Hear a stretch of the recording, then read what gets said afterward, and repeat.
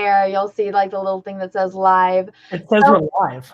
Yeah, it says live, so we are live. So hello, everyone. It's Anna, also known as That Star Wars Girl, and today I am joined by a very special guest. Now, yes, I know that I had announced that I was going to have another guest that was a personal friend of George Lucas, but there was complications due to reasons with Lucasfilm and all that, so my guest did not feel comfortable coming on. Everything's okay, but so instead, I have another very special guest who I had intended to be, a guest in the future show. Oh, can you mute the live stream, or is that me? That's me on my end. Okay, never mind. So everyone, my friend decided to be silly and change their name to That Star Wars Boy. So everyone, I'd like you to meet my very special guest today, That Star Wars Boy. So hello, say hi to everyone. Hi, everybody. You keep motioning left. Am I on your screen? Am I on the left side? Yes, you are. You are. Okay. Because on my screen, we're just facing each other. But apparently, I'm on the left-hand side. So you're over here. On the left, like Beyonce said. Okay. Cool. Hi, everybody. I am That Star Wars Boy. I officially have changed my name to that because I thought it was perfect because you're That Star Wars Girl. There you go.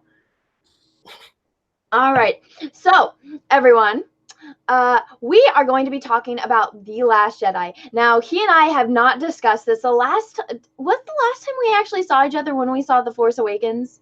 Yeah, because yes, that was probably the last time we saw each other.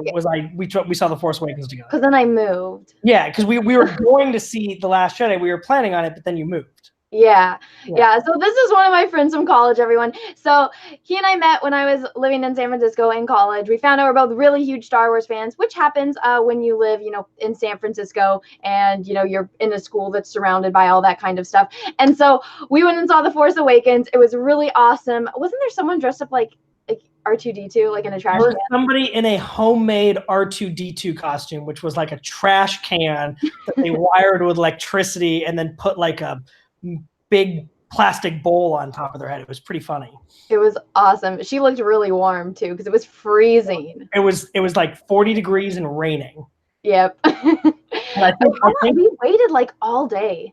Well, you didn't wait all day. You came much later. Okay, well, that's because I had class. I was finishing up college. I started waiting at, I want to say like 1:30. I think when I got there, and when I got there at 1:30, there had already been maybe people waiting there since 9 a.m. Yeah. And that was the second show because we wanted to see it not in 3D. We wanted to see the standard one. So we saw the 10 o'clock show. Yep. So I waited a good maybe 10 hours for that movie. And then there was that guy with the mustache that was really nice. Mm-hmm. And people telling me what happened. Lightsaber Rob. Lightsaber Rob, the guy who was. Oh my God, Lightsaber Rob. There was this. So since you're in San Francisco, guys, there are crazy people. There's also crazy people on the other side of the bay. So when you're in San Francisco, it's kind of in peninsulas, and there's the East Bay, then there's North Bay. North Bay is kind of like Marin County, where Sausalito is, and so we went and saw it at a theater there. What was the special thing about that theater? So that theater is a single theater. It's been there probably for 30 years. But it's a theater in which I personally have seen every single Star Wars movie because I saw the original ones. I am not old enough to say that I saw the original trilogy there, but they re-released the original trilogy and I saw it there.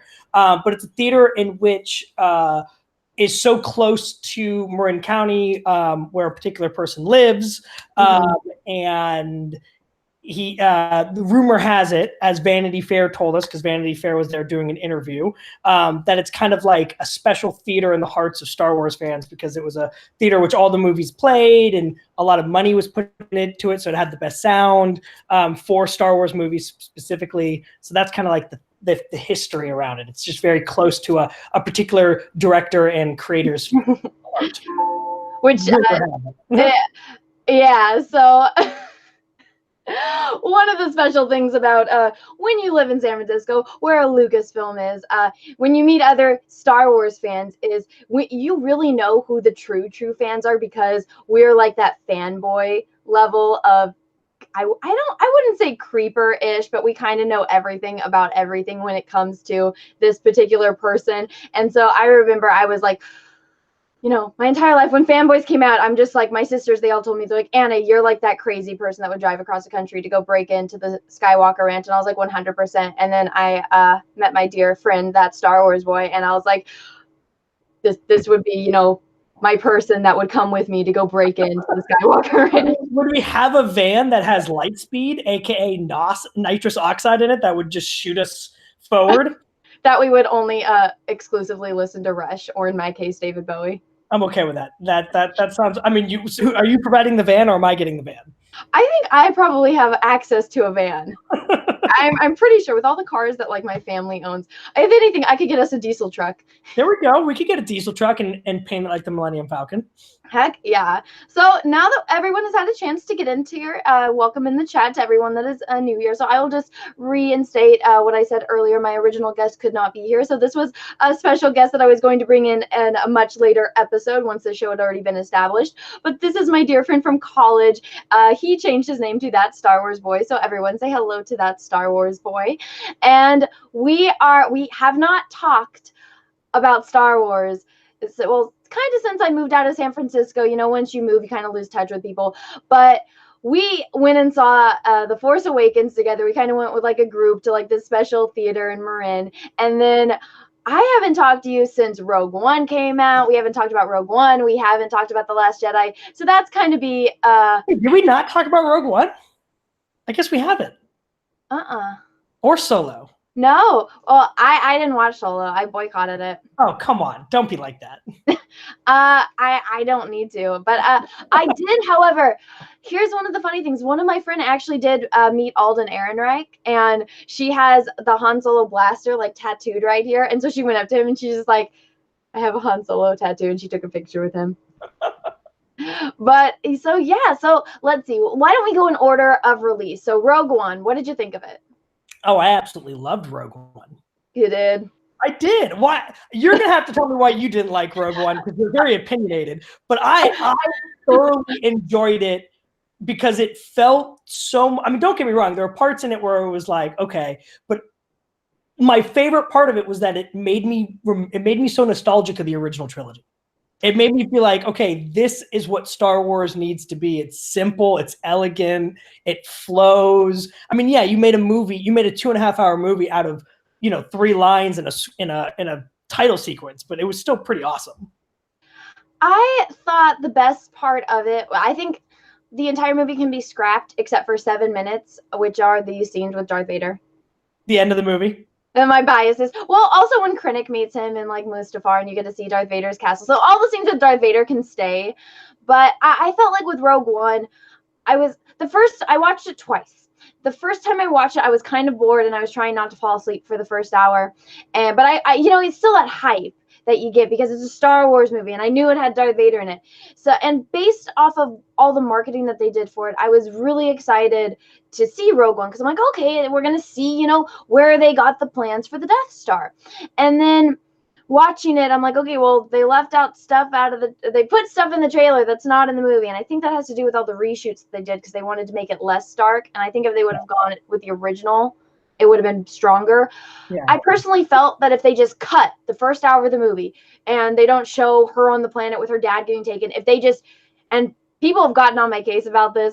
I'm pretty sure you haven't seen all of my videos, but I've talked about it a couple times sparsely. I don't talk about Rogue One too much, but if they just cut out the first hour, they just did an opening crawl like every other Star Wars movie. They're just like, yo, shit's going down. This is the character. She lost her dad. He's building the Death Star. Building a team to go and save her dad, break him out of prison. We're going to go get him from the Empire and we're going to go, stop everything. It's like, okay, cool. Right into the action of it. Kind of like every other Star Wars movie. But this one, it's like, okay, it drags on for an hour. And then what you're telling me is you didn't like the exposition, the storytelling of here's Jyn Erso, here's Jalen Erso. This is what they're all about. This is how they start. This is where it goes. Here's how they could have done it better. Okay. Here's how they could have done it better. Opening crawl. Okay, so we show this character. We're wondering, why is, she so cold to everyone? Why is she so cold-hearted? Why does she know how to fight? Why is she such a good shot? Why are we going to go find this person? And then they could have actually started, that character that they introduced that was supposed to be like her father figure, the one that saved her, that was her father's friend. Guerrera, played by... that dude that they spent... they showed in the trailers, they're like, oh, and, he's telling those lines where he's like, oh, like, what will you become type of thing. That wasn't even in the movie. If they actually showed more of that, like, her kind. You can still show her as a child and show her being raised by this guy and shown, okay, you know, this is why she's like that. And then her as an adult, you know, oh, well, I don't want to see him because we had a falling out, and kind of, you know, leave that kind of open-ended. So it's a gap of why they had a falling out or something. And then when she meets everyone and then they go into action and fight. I think that would have been more strong instead of just throwing it in one scene and then killing him. It's like, okay, you mentioned this guy like twice, and you want me to feel bad that he died? I don't like. And not to mention that they, you know, he was in Rebels. They made this whole thing about how you were going to see him in Rebels and why he was still there, why he was so important. I agree. They did not do Saw Gerrera justice. Exactly. And they did not placate the relationship between him and Jin, which I get. I totally understand that. But for the first time, we saw a Star Wars movie that had nothing to do with Skywalker. We had nothing to do with the Force or lightsabers. It was simply just, here's a movie based in this environment with bounty hunters. And it really showed the greater expansion of the universe rather than just the all-knowing Force and that kind of story that we had been told up to that point. That's what I liked about it. It was a heist movie, but in Star Wars. It was Ocean's 11 meets Star Wars.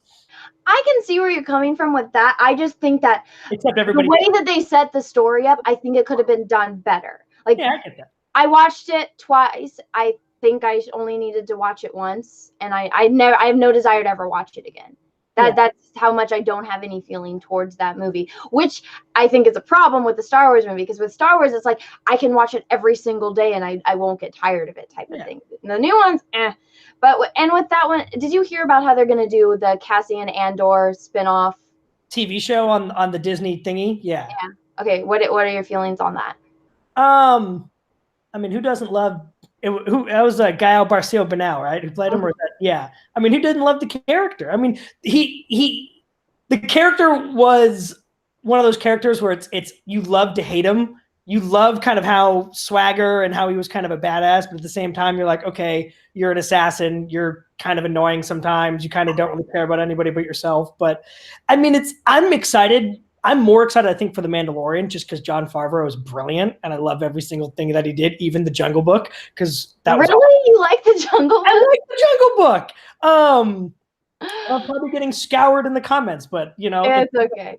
I thought The Jungle Book was okay, but I feel like nothing's ever going to be good as the traditional animation, you know? Yeah. But I mean, I think Disney's trying to figure out exactly what to market and what kind of movies to make. And I think the movie that they should have made that started all these stories, as they're calling them, should have been the Obi-Wan movie starring Ewan McGregor. And people in the comments better get excited about that, because Ewan McGregor is Obi-Wan Kenobi. Yes, that is a unanimously agreed upon thing. And whatever you want to say about the prequel movies, he was hands down the best part. And I just want to see him say hello there one more time. That would be great. Right? Some people are like saying, why would you want to see like Obi-Wan on a desert? I was like, I would rather watch Obi-Wan in the middle of a desert doing nothing, like moving a fucking rock, than The Last Jedi. Like, that's how much I hated that movie. But as far as the whole show with Cassian Andor, I had this prediction that it's going to be about him on his planet with his like family, and they're going to be like oppressed by, you know, an evil empire type of thing. But I think he's not a very memorable character for me. I personally thought that they should have done it based on the one Jedi, like the one Force user that they tried to introduce in the show. Yeah. Like, what is his name? I don't remember his name, but I will forever remember his saying, "I am one with the Force, and the Force is with me." Because he said it over and over again. He said it so many times that every time I go into something where I need to say, like, I want something behind me, like I need some good faith, it's I am one with the Force, and the Force is with me. Mm-hmm. Well, I think that it would have been more interesting to show something on him, because I know you're not too familiar with everything that goes on with my channel that I cover, but one of the things that people are trying to do in movies today that I try to talk on a lot is that, you know, they have to have their token Asian, they have to have their token Black person, they have to have their token like woman, and women are in everything, which I mean, women have always been in everything, but they have to like shove it down your throat type of thing. And so my problem with that, I'm like, okay, if you want to do that, why don't you do it about the like blind Asian Jedi? I want to find out. I want to find out how he was blind. Like that would. I would watch a buddy cop movie with him and his friend and the big gun. Who I can't remember the character's name, but I would watch a buddy cop movie where they were bounty hunters and they walked around and served justice. I would watch that TV show. Exactly, and I mean that. You watched Avatar: The Last Airbender, correct? Or no? Yeah, I'm super excited that they're making a live action remake for Netflix. I haven't heard enough about it. I'm like excited, but I'm like prepared to like it not be as great. Well, as it's not by the same guys who made the animated one. It's not. So I'm excited. We don't know if they have like restrictions on it, but I thought that it would be cool to see like if he was born like okay, there's either two options. He's either born blind or something happened to him. So if he's born blind, that would be cool to see how he was kind of like Toph and how he used the Force to learn how to see. He uses the Force as his eyes, or something traumatic happen where he's just a kid that kind of can move rocks type of thing, and then he goes blind, and because of that blindness, he kind of learns he had the Force, he just wasn't aware of it, and once he goes blind, he's like that frustration of I lost one of my senses and now I have to cope with it, and then was he truly a Force user, or was he just a Force sensitive user? They never really defined that in Rogue One. They never really showed that he truly had the Force, other than that he knew about the Force and that he was Force sensitive. I felt like he had the Force a little bit. Well, I feel like maybe he has it enough to where he might not be as obviously he's not as powerful as like Obi-Wan or Anakin, but if he was born with when the Jedi Order was still in power, that they probably would have brought him when he was a small child. Okay. I can see that. I think I like that episode of the Clone Wars where General Grievous is going around and getting all the babies that are Force sensitive and keeping them on Mustafar. Yeah. How excited! Like I will, and I will say this on the internet. I am the only reason I am buying the Disney streaming service when it comes out, and I don't care what it's priced at. I will buy it. Will be so that I can watch the new season of Clone Wars. I'm gonna 100% mooch off of you then. you can 100% use mine, but I am so excited that they're bringing back the Clone Wars. I'm excited just because it was everything that they had already had in place. Yeah. So it's already the original, scripts and everything for it.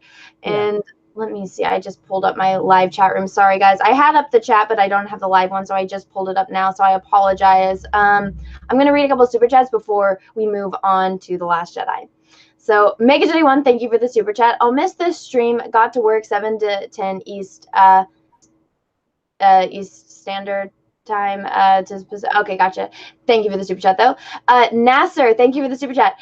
Seamless plug because I'm annoying. Trixie Kane on IGG, or I'm assuming that's Indiegogo, sorry.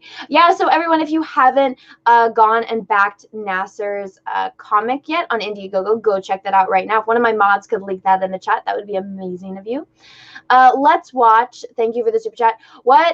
What's his thoughts on The Last Jedi? We are about to find that out when I read this next super chat, but thank you for the super chat. Luis, thank you for the super chat. Hey guys, that description is that of Miraluka. I'm probably butchering that name, but thank you for enlightening me. I am so bad with names, even characters in Star Wars that are not in the original Star Wars, so I apologize. But now on to the big topic. What did you think of The Last Jedi? Now, he and I have not talked about The Last Jedi. I have no idea what he's going to say. I know you hated it. Mm-hmm. I know you hated it. Yeah. How can I put this? So you and I have very different views on all of these. The fact that you boycotted Solo, you and I are going to have an argument about that later. For me, anything Star Wars, I will watch. I will play because I want to live in that universe. So I loved Rogue One. I loved Solo. We can argue about that, and anyone in the chats want to argue about that.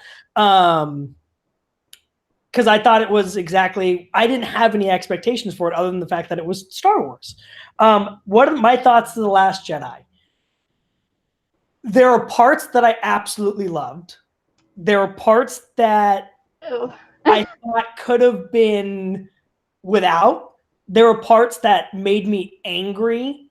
There are parts that I was just kind of whatever about. And there were parts that I really did enjoy. From a story, and Now let's go with what you did like, and then we'll go with what you didn't like. so what I did like, did you like? I liked how it was shot. I thought it was shot really well. I That's thought a popular one. Everyone that gives it praise that is on the whole like don't like The Last Jedi side, which is most people, says that the cinematography is beautiful and that the music is good. That's about it. No, the sound editing, the music, all of that is fantastic. The set pieces from the island that Luke's on to Crate, the sand planet, beautiful. I didn't like some of the things that Rian Johnson used as kind of, storytelling. I didn't like that Snoke was killed. Spoiler. And that you don't find anything about him. And I understand from a plot point why he made that choice. But as a fan, I want an explanation of who Snoke is, how he rose to power, and whether or not he's Jar Jar Binks. Or Mace Windu. And I didn't like the whole Rey is no one kind of a thing. And I get the connection between Anakin was a no one. The whole idea of Anakin being born from midichlorians and born from the Force, like that. Like, I'll let you finish and then I'll go through. I didn't like that part. Like, I wanted her to be connected somehow to the original. Like, I wanted her to be. I mean, I don't really believe she was ever Obi-Wan's, love child on Tatooine. But I wanted her to be someone. And I thought all the stuff when with Finn on the gambling planet, like that whole thing, like I understand. I understand like you're tying it into the end where the whole idea is it's all about hope. And that, there are Force users out there, and like the end with the little kid in the broom. Like I get all that, but like I would have liked to see them maybe in a different place. And I liked that it was all contained over like in our mind, which is what, a couple of hours, but it really maybe took over like a couple of days, which didn't necessarily make sense to me because the whole stuff with Luke and Rey on the island seemed like it was a lot longer than everyone else on the spaceship, but it kind of timing didn't work. But I liked the stuff with Luke. I liked that he kind of became a bitter old hermit. I thought it was fitting in the sense that here's somebody who kind of put the universe on his shoulder and then let his fear get the best of him. So he felt so ashamed that he kind of retreated into the nowhere. I really would have liked Leia dying instead of all of a sudden becoming a Force user and bringing herself back. Like I thought Mary Poppins. Yeah, I thought that was a little. I just thought that was a little bit too much, and I think from the character development of Kylo Ren killing both his mom and his dad, I think would have brought him almost to the brink of not being able to come back from that. And I think that would have been a lot stronger because I felt like he became super unhinged at the end of it. And I didn't really get why, because he didn't do anything to become unhinged. Like, yeah, he killed his dad, but like he clearly didn't seem to have a very good relationship with his dad. He seemed to blame his father for everything. And that whole confusion between Rey thinking that she could bring him back from the good, but really he was just wanting to take control of everything. Like, I just didn't see the motivation there. But as a whole movie, having it be Star Wars, having it be cinematography, just enjoyable to watch and to view and to listen to, I enjoyed that. Dude. You hate me right now. I get it. You are so lucky that we've been friends for years.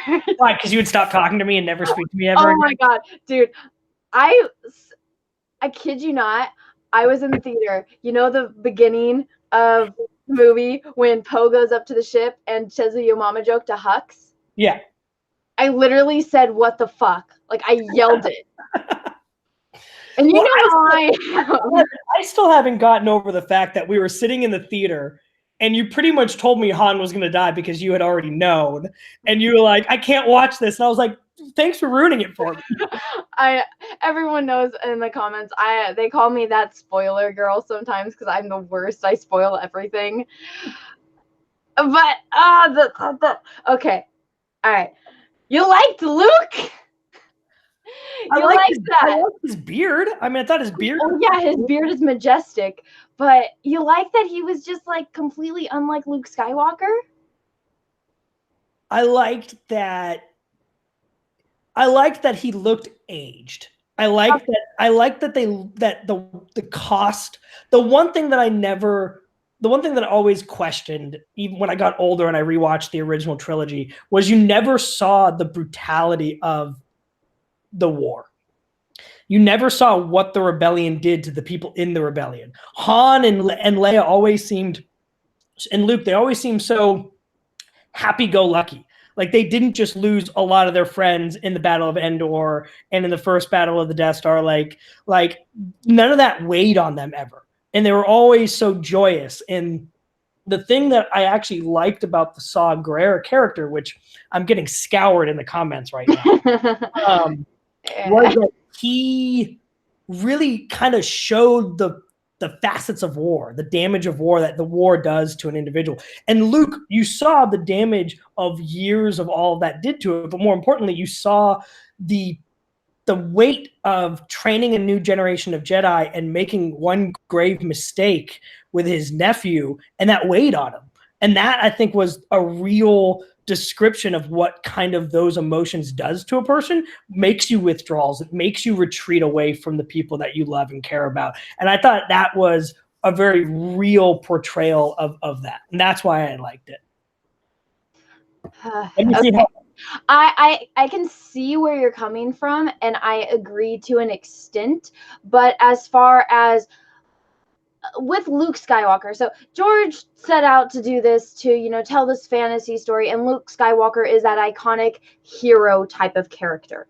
And so when you have this hero type of character and you go and you watch the original Star Wars, yes, they're the happy-go-lucky in a sense type of characters, but I think that's because they're at the top tier. They're the head. Princess Leia is like the head of the freaking rebellion. So she's very good at closing herself off to that kind of stuff. You kind of can't focus too much on the fact that everyone around you is dying, because how are you supposed to lead if you're continuously looking at all this bloodshed? So she's got to be like kind of looking at it as if you're playing a game of chess. Okay, I lost that player. How do I, win this with the players that I have left? So I think that's, as far as, Leia's mindset, I feel like Han could be in the same mindset because he's a smuggler. He hasn't had an easy life. So now he's trying to get them out of the situation. You kind of don't have to, you can't focus on that if you're going to survive. And I think in the original trilogy, that works. In this, I'm going to have to really disagree with you on Luke, because what we've established in the original trilogy now, so these are sequels. So they're going based off the original trilogy. When you have Luke Skywalker, look at his father and know that not only did this man kill Obi-Wan Kenobi in front of me, he is responsible for Uncle Owen and Aunt Beru dying. He is responsible for blowing up Alderaan. He is responsible for all of this evil in the galaxy. Him and the Emperor, they're the most evil people in existence at this time, possibly even ever, to Luke's knowledge. And he looks at his father and he says, I will not turn to the dark side. I would rather die than hurt you because you are my father. And so that guy, you're telling me you're okay with him saying, my nephew's having a bad dream, so I'm going to kill him? No, and that's the thing that I think is so out of character, was him attacking young Ben. Mm-hmm. I think that was very out of character, and that I agree with you on. I don't think that was Luke Skywalker. But if we're going to say that that was Luke Skywalker, I can see how the grief and the guilt of all that would drive him to live on an island by himself with porgs. I mean, I just feel like Luke's, like, because you can look at Luke's training with Yoda. So when Luke is on Dagobah, he can feel the pain across a galaxy of Han and Leia, just from the moment that that they know that they're in trouble because of Darth Vader. Even before it's even shown that they're getting tortured, Luke can feel their anguish across a galaxy, and he would rather go and save them than stay on the planet with Yoda and train. Now, this Luke that we see in The Last Jedi is not the same person, because Luke would have never just stayed on an island. He wouldn't have left when the going got tough. That's not the type of person Luke is. He's going to go. He's going to save them. He's not going to let Ben turn to the dark side. He's not going to abandon Han and Leia, because we know that he values them above himself. So he's going to go and save them. He would never be selfish and go off by himself. We got to see that in The Empire Strikes Back. True. And I agree with you that it was out of his character, but 30 years have happened, and I wanted to understand, I wanted to see more of, where did he find these kids? Like, what happened in the immediate aftermath of the Battle of Endor and the end of the Empire? You sort of see it a little bit from different point of views, like that Battlefront 1 or 2 game had a story has a story about like kind of like how the New Order came to be, and like where, like what their mission was and what their directive was. But I mean, it's somebody said in the comments, he looks older. Of course he does. It's 30 years later. It's 30 years in the future. Well, here's my thing also with it. Okay, they're a lot older. They're over 40 years older than they were. So I think that they should have actually gone with the characters' ages, because if that's Han Solo only 30 years after Return of the Jedi, he did not age well. Like, just go with the 40-year gap. You didn't like Harrison Ford's gray hair? I thought he had a... I mean, I think he's one of the most gorgeous human beings to ever exist, so I'm biased in that stance. But I think that they should have actually gone with the age. Like, you can't, I mean, unless they're going to use the de-aging technology that they used on Samuel L. Jackson. But I mean, Samuel L. Jackson aged a lot better than all of them. True. So, and that was the first time that I've seen it done well. Yeah. Because I haven't seen it done well in any other movie. Like, I didn't think it was done well in Civil War with Robert Downey Jr. I thought he looked way too fake. So I was glad how he looked like in Captain Marvel. I think they did a really good job with Charlize Theron in that what the Fast and Furious movie. They did her face very well in that one. Yeah. But I mean, I kind of like that they're aged, and it's always roughly. Well, I agree, because obviously they're aged, but I think that they should have gone with the actual age, because if they're gonna do a movie and then say, oh, this person's actually only 60 and they're actually 70, almost 80, it's like, we know that, we can very obviously see that. So my thing was, when I'm looking at Harrison, like even when in The Force Awakens, when I'm looking at Harrison Ford, I'm like, that Kylo Ren should be like almost 40. He shouldn't be 30. I know that they want to do something younger, but they should have done that. He should have been a little bit older. That's my. Well, I get that. I could see that. I could see that. I mean, The Last Jedi wasn't perfect, and I know that there were a lot. I know it's pretty evenly split of people who either absolutely hate it, like you, and then there's people like me who loved it because it's Star Wars, and because I look at it as a whole. And yes, the story is the most important aspect of it.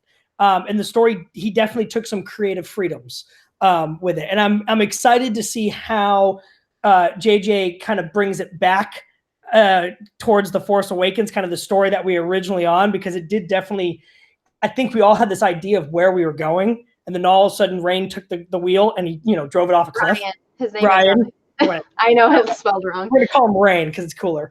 But like, he definitely took the creative freedoms to drive it in a different direction.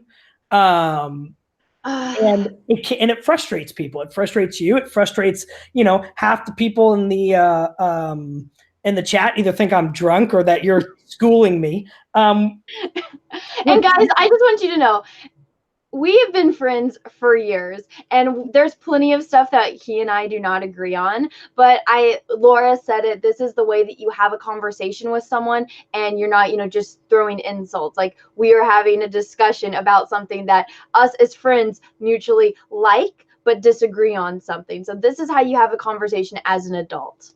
See, I just wish you saw Solo so that I want to know what you think of Solo. I know everything that happened in Solo. So I don't know if you're familiar. There's this channel called Mauler, and he kind of does like really long breakdowns of movies, but it's absolutely genius. And he has a funny voice when he's English, so like everything he says is entertaining to listen to, but like when he makes his points, it's just so like funny because the sarcasm, like with his accent, it's spot on.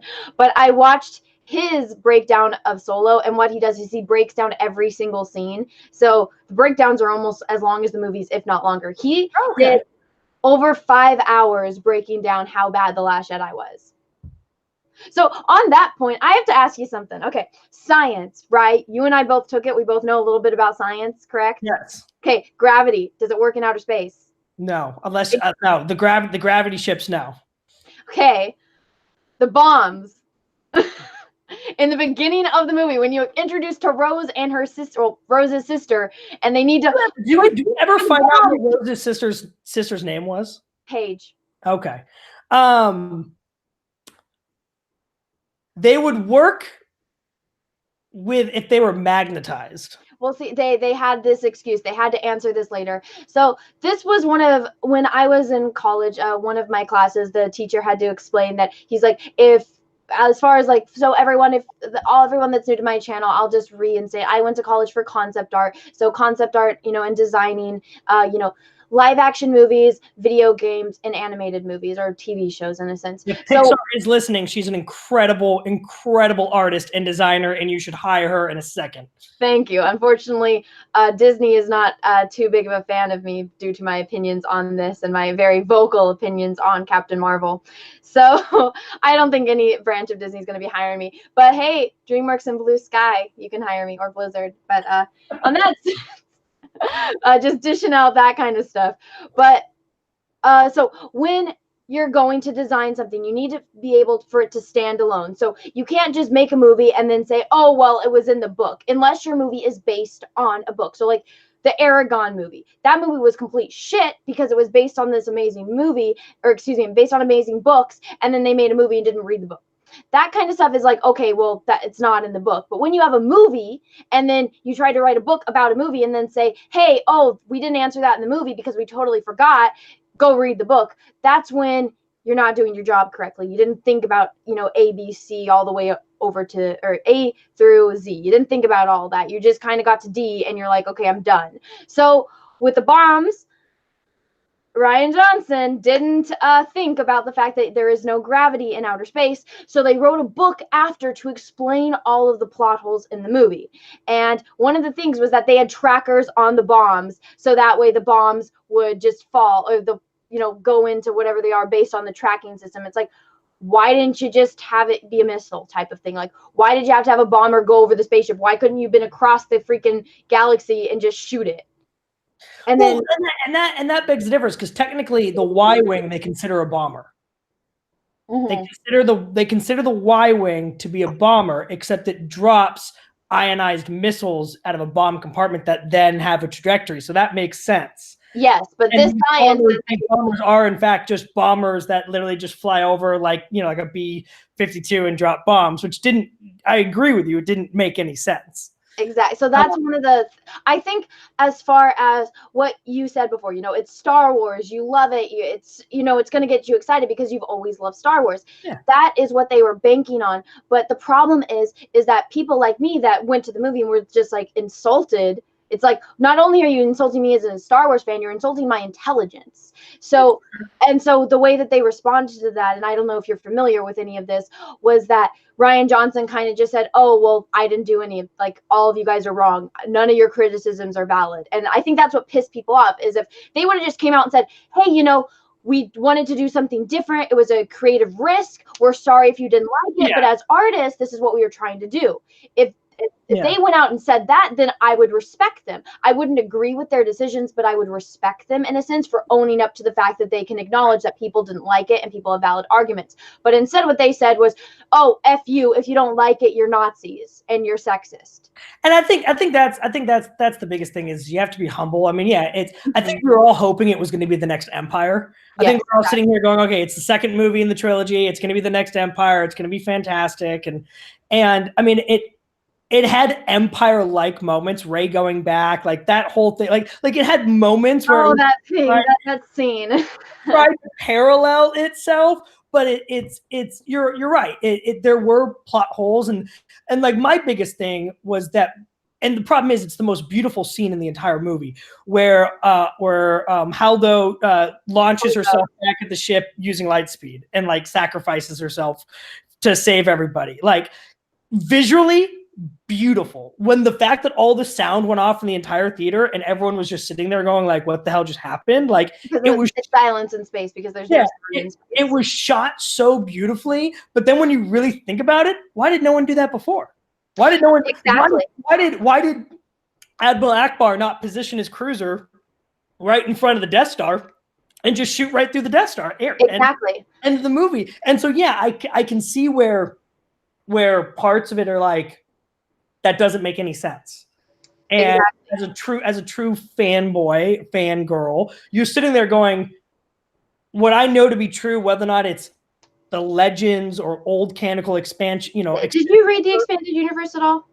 I've read a lot of it, and I played a lot of the video games, and so like what we know in this universe that GL created, that then a bunch of people carried around with them and added to it.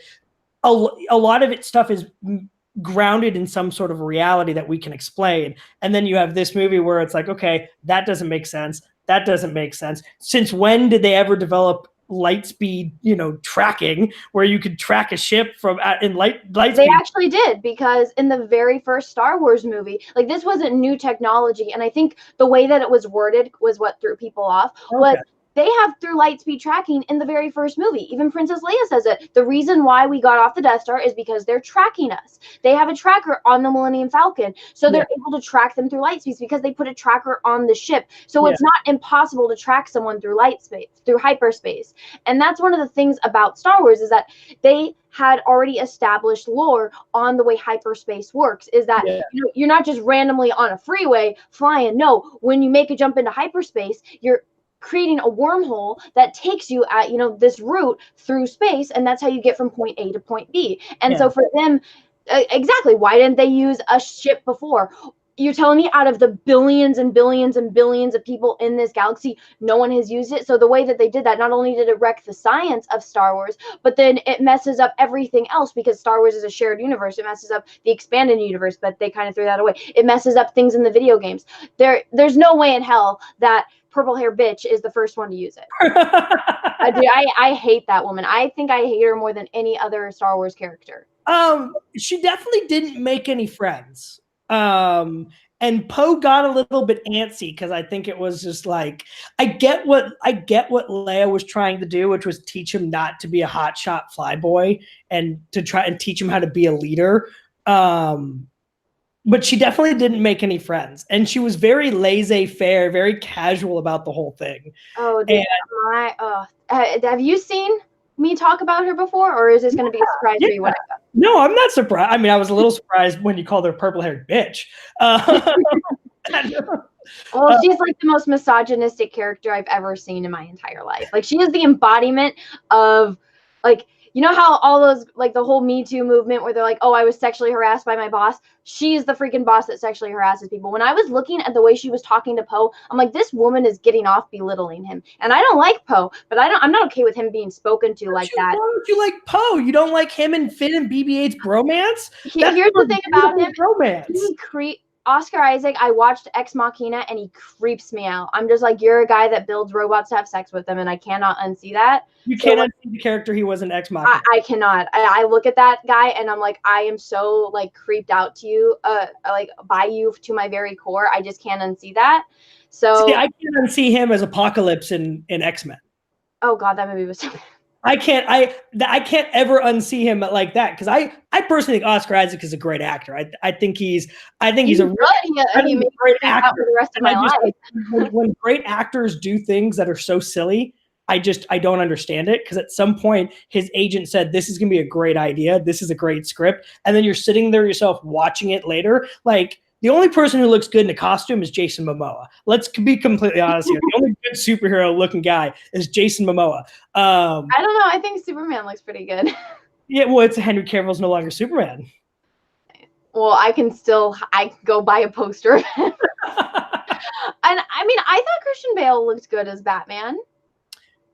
Yeah, because I think Jason Momoa looks better outside of the mouth. Huh? The only thing you saw was his mouth. I know, but it still looks good. You know what's funny is I just watched whatchamacallit, Shazam, and I was laughing so hard because all of his muscles and his costume were fake. They're like, you know, the kid muscles? When you buy like a kid costume, it's got the muscles, that was him. I can't wait to see it. Zachary Levi is one of my favorite TV actors, and I'm so happy that he's finally getting his shot to be an action hero. What was he in on TV? So, and the comments, if anyone says Chuck wasn't a good TV show, you can go. I've never even heard of it. Chuck was a TV show on NBC. It got a cult following. It was about a guy who worked at a Buy More, which was like a Best Buy kind of a place. Okay, I'm going to Google it right now. He worked in the Nerd Herd, which was like the Geek Squad. And Matt Boomer played his super secret spy friend from Stanford, who shared this top secret government. They called it the Intersect, which was like a computer that had all the state secrets and all the world's secrets in it. And Zachary Levi's character, Chuck, was able to download those in his head.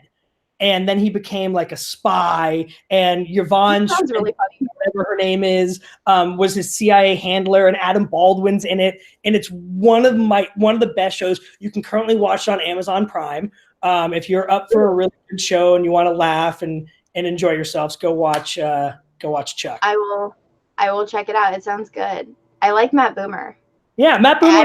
Really small it's one of Zachary Levi's like first kind of introductions, and he's great in it. Okay, because I had never seen him before, so when everyone's like, "Oh, it's Zachary Levi," I was like, he played Fandal in Thor. He replaced the guy that was in Once Upon a Time, correct? Yeah, he replaced him as one of the Warriors 3. I didn't know who he was. I knew he was an actor, obviously, because or else he wouldn't be in the movie, but I wasn't familiar. So we're going to keep talking about The Last Jedi. I'm going to read some super chats, and then we will get back to the topic. So let me see where I left off. Let's see. This, Louise, thank you for the super chat. This sounds like Uncle Cool Dorma argument. Bad. Am I not reading the name right?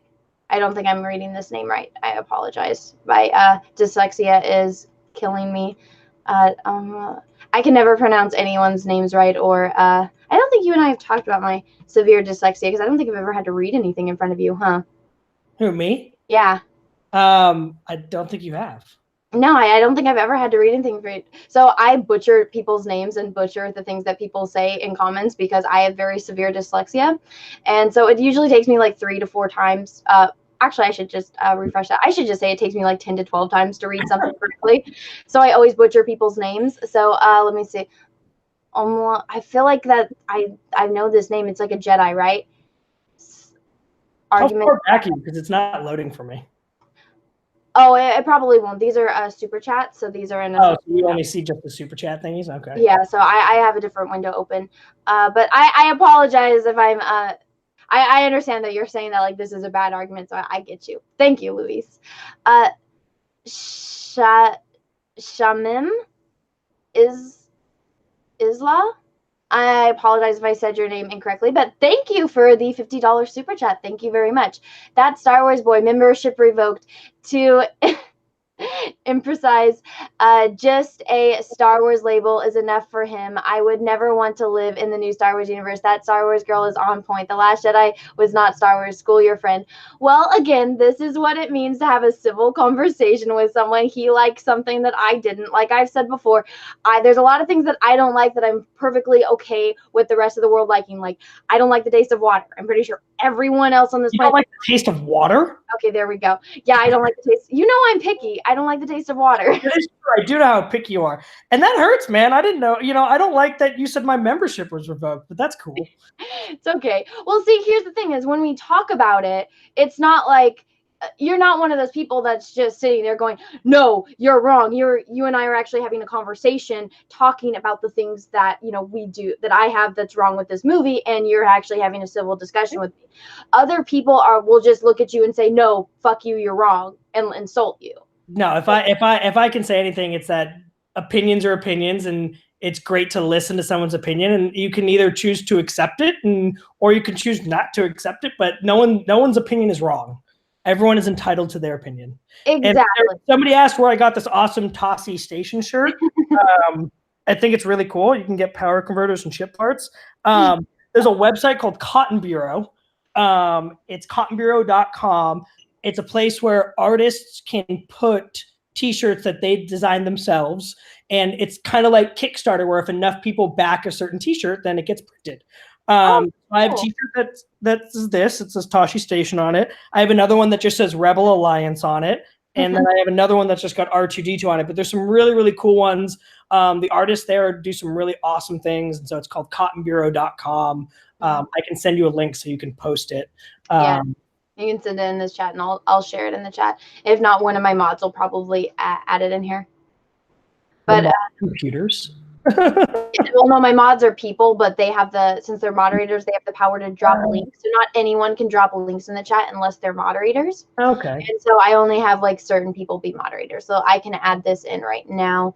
That's cool. I didn't know about that website. I usually use like Threadless or like Redbubble or something like that.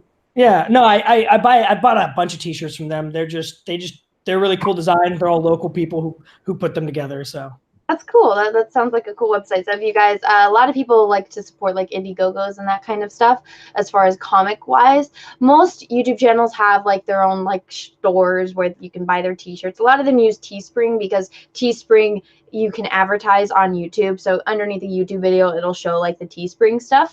So a lot of content creators are, it's better for them in a way to use Teespring. I personally don't like Teespring because they don't have baseball t-shirts, and I prefer baseball t-shirts to any other t-shirt. Yeah. So that's just my own personal preference. But again, that's an opinion. The cool thing is that they do everything from long sleeve. They do baseball t-shirts. They do crew necks. They do hoodies. They do tank tops. So there's a lot of different options. And if you are an artist and you like to draw t-shirts, then you should look at using their website. And that's not a plug for it. He just likes it because that's his t-shirt. And I told him beforehand, I was like, dude, like, I'm just going to wear a t-shirt so you can just wear a t-shirt. And I was going to wear a Stormtrooper onesie, which I think maybe some of the people would like me more, but, over. I think it's just we're all so used to, like, at least when I interact with people that like The Last Jedi, what they do is, for instance, I just got into an argument with somebody on Twitter. I posted a picture of the Avengers. You know how they released all those Avengers trailers pictures, and it shows like everyone that died is in gray or like black and white, and everyone that lived is in color. Yeah. Okay, well, someone on Facebook did this compilation where they went on Photoshop and they photoshopped like the best friend. So Tony Stark was in the front, and then Peter was behind him, like with the black and white. And so they did that with like only 8 of them. And so I shared the ones that were shared on Facebook because I didn't make them. I didn't have time to do that. And I just, saved all the pictures and then I shared it. And I was like, oh my gosh, the feels. Someone commented on it and it was like, F you love Trump and you're like a Nazi and you're a slut and all that. And I was like, that's so uncalled for. Well, they said the reason was because I didn't share Captain Marvel. I'm like, Hulk isn't there. Who else is in there? I don't think actually I think Thor was there. Black Widow's not there. Hawkeye's not there. Like there's like 8 characters that aren't here. Like Groot wasn't there because they didn't make it. I was like, I didn't make this. And they blocked me. They insulted me. People throw their arguments. I even responded. I said, other characters aren't there. You're the one that's obsessed with Captain Marvel. If she was included, if the person that made these images would have made her, I probably would have shared it. I'm not going to not share it because it probably would have been her. And I mean, probably Fury, since Fury's the one that called her at the end. Yeah. And this person like went off on me, went off on other people. Then they blocked me. And then I called them out for blocking me, and people sent me screenshots. And then they unblocked me to insult me, and then blocked me again. So those are the type of people just care way too much about what other people think. I mean, yeah, I think that's a big. Why? I think the internet has gotten to a point where now it's like if you disagree with me and you share a different opinion, then you're wrong and you're a horrible person. And I'm just like, I'm more focused about what I'm going to eat for dinner than what I think somebody else thinks that I think. Or you did something harmless. You posted a cool picture you thought, and then all of a sudden you're the worst human being because you posted a particular picture. It's just like, exactly. Speaking of Endgame, which I bought my ticket for last night, I'm seeing it at that same theater. I every time I see a movie there, because the building was bought, I think like, oh no, this is going to be the last movie that I see there. I'm still holding out that I can see the next Star Wars movie there, which you'll have to come back for. But you notice that they changed. I haven't decided if I'm going to see it yet. You'll see it. Did you hear that Hawkeye officially took over the Ronin mantle? Really? Yeah, there's a Disney released toys, like Hasbro released toys or something like that, that shows Hawkeye and its name is Ronin, not Hawkeye. And the reason that he did it is because of the Registry Act that and Civil War, he can't be Hawkeye because he violates that. And so in order for him not to go to jail, that's how they're saying he picks up the Ronin mantle.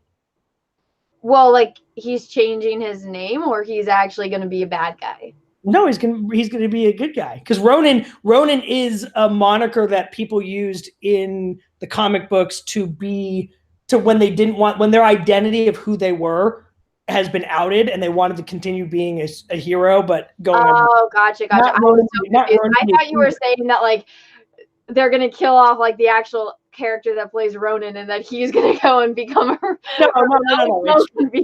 It's just a moniker that it's just a moniker in the. So people are freaking out in that sense. People in the comic book. Nope. They were talking about Mass Effect in there, which I don't really understand how they got on it, but Mass Effect was a great game. Was that the one with the aliens on an asteroid and you have to escape them and they're like scary? No, so Mass Effect is about how humanity finally comes together and builds, is able to like find other life in the universe, and they find this citadel, which is this like massive space structure where all the different species of the universe kind of convene, and humanity is like a new part of it. And then there's this I don't want to spoil it, but then there's this rogue. Probably not going to play this game. There's this rogue. Everyone who's in the comments. There's this rogue. There's this rogue agent for like the council of the Citadel that you then have to go tackle, and then it becomes this whole thing about this extermination event that's coming, and your character, Commander Shepard, has to save the world. And it's a fantastic series. It's a fantastic game. The first one was probably one of the best games I've ever played. They came out with not a sequel, or sort of a sequel called Andromeda, which was about a group of humans and other aliens who leave the Milky Way galaxy to go towards a new galaxy to kind of find out what that's all about and be explorers. And it just kind of was really disappointing, which is what. Is this a first-person shooter or a third-person? It's like a first-person shooter and a third-person shooter. Like you can toggle back and forth, and it's like an RPG. So it's like okay. It's like Elder Scrolls. It's like Oblivion or Skyrim meets Star Wars, but in space. The only video game that I have any experience playing is Mario and what about Knights Diablo of the 3. No Knights of the Old Republic? I want to. Okay, so here's something that I need to get into. So, I mean, okay, I played Sims. I played Sims 2 and 3. But my mom wouldn't let me play video games when I was a kid, except for some reason she thought Sims was okay. Even though like me and my sisters just wreaked havoc and played God, being Sims. But I played Diablo 3 in college. I played, Mario when it first came out, when we were kids. But I'm not good at first-person shooters. Anytime I've tried to play them, I just am epically horrible. But I've never played, Knights of the Old Republic. I saw, the trailers for it when it was coming out. I remember when it came out, but I'd never played it. So I keep saying that I'm going to figure out how to play it on my PC and stream while I play video games, but I'm pretty sure you can buy it on stream for like super cheap. Okay, well, you want to know how much memory I have on this computer? None. I have almost none. Every day I have to like go through and delete stuff because I have no space on this computer. Let me see. I think I have 6 megabytes left of space on my computer. That doesn't sound good. You need to get a bigger hard drive. It's like military grade hard drive according to my father, but I think it had so much space, and then I started using it for work purposes, and it just went to hell. But no, I like the comments are saying, you got to try playing Knights of the Old Republic if you can find a way, because it's a really, really fun game, and it tells a really great story. And it was kind of all of our introduction, kind of like the old Republic. And then, of course, that new massive RPG that's out there, the one that's online, called the Old Republic, is great, but it nothing beats Knights of the Old Republic, the game on Xbox and PlayStation. It was like my first introduction, because we were young when that game came out. Yeah. And it was like my first introduction to like a real role-playing game, like a real fantasy RPG. I played The Force Unleashed 2 for like half an hour, and then I couldn't make this one jump, and I just got so fed up. I was so disappointed with The Force Unleashed, because when they marketed it at conferences, and when they kind of came out with it, it was like, here's a game where you'll really be able to have like the true force power and really have like this true destructive capabilities. And then the game was so linear that it just sucked. I was so disappointed with it. All I know is the action figure for that character is freaking expensive and almost impossible to find. Sam, what's the actor's name? He's a very he actually ended up being, the actor's name who ended up being the voice of Darth Maul on the Clone Wars and Rebels. Ooh, I don't know his name. I know, dude. Guess what? You and I haven't talked in years, but you saw the Darth Maul painting I did, right? Yes. He liked it. He responded to me on Instagram. Oh God, you should sell it to him or just give it to him. I don't want to give it away. I actually like it. I don't like any of my work, but I like it. You can make a print of it. Yeah, I know, but I want to keep. Oh, I guess I can give him a print of it. Yeah. I want to keep the original. I bet you right now, if you started selling prints of your I do work, sell prints. But if you started selling prints of like the work that you really, really liked, I bet you your fans would buy it. Oh, I have an Etsy where I sell prints of my paintings. Okay. Yeah. But you should sell a print of that painting. I do. Okay. You should just give it to him. I think that would be nice. I'm gonna bring prints of it to Star Wars Celebration. Are you? So going? You are going? Yeah. Are you going? Probably not. Oh well, it's like in 3 days. So. Oh, it is today. When is it? It's this week, or it's this coming week. So I fly out there on Tuesday, and it's in Chicago. So I'm nervous about it, but we will see. Yeah. Are you gonna stream live from it? From what I've heard is that because there's so many people that the signal gets really bad. Yeah. So like even when I'm at Disneyland here and it's, not busy, it's still hard to get, good service there. So what I've heard is that a lot of people, what they do is they just actually film things. And then when you go back to the hotel, then you edit it and you come out with videos of the. Oh, okay. That's kind of a cool. So I think I'll try to. I'm coming down to hang out with you when we go to Star Wars Land this summer.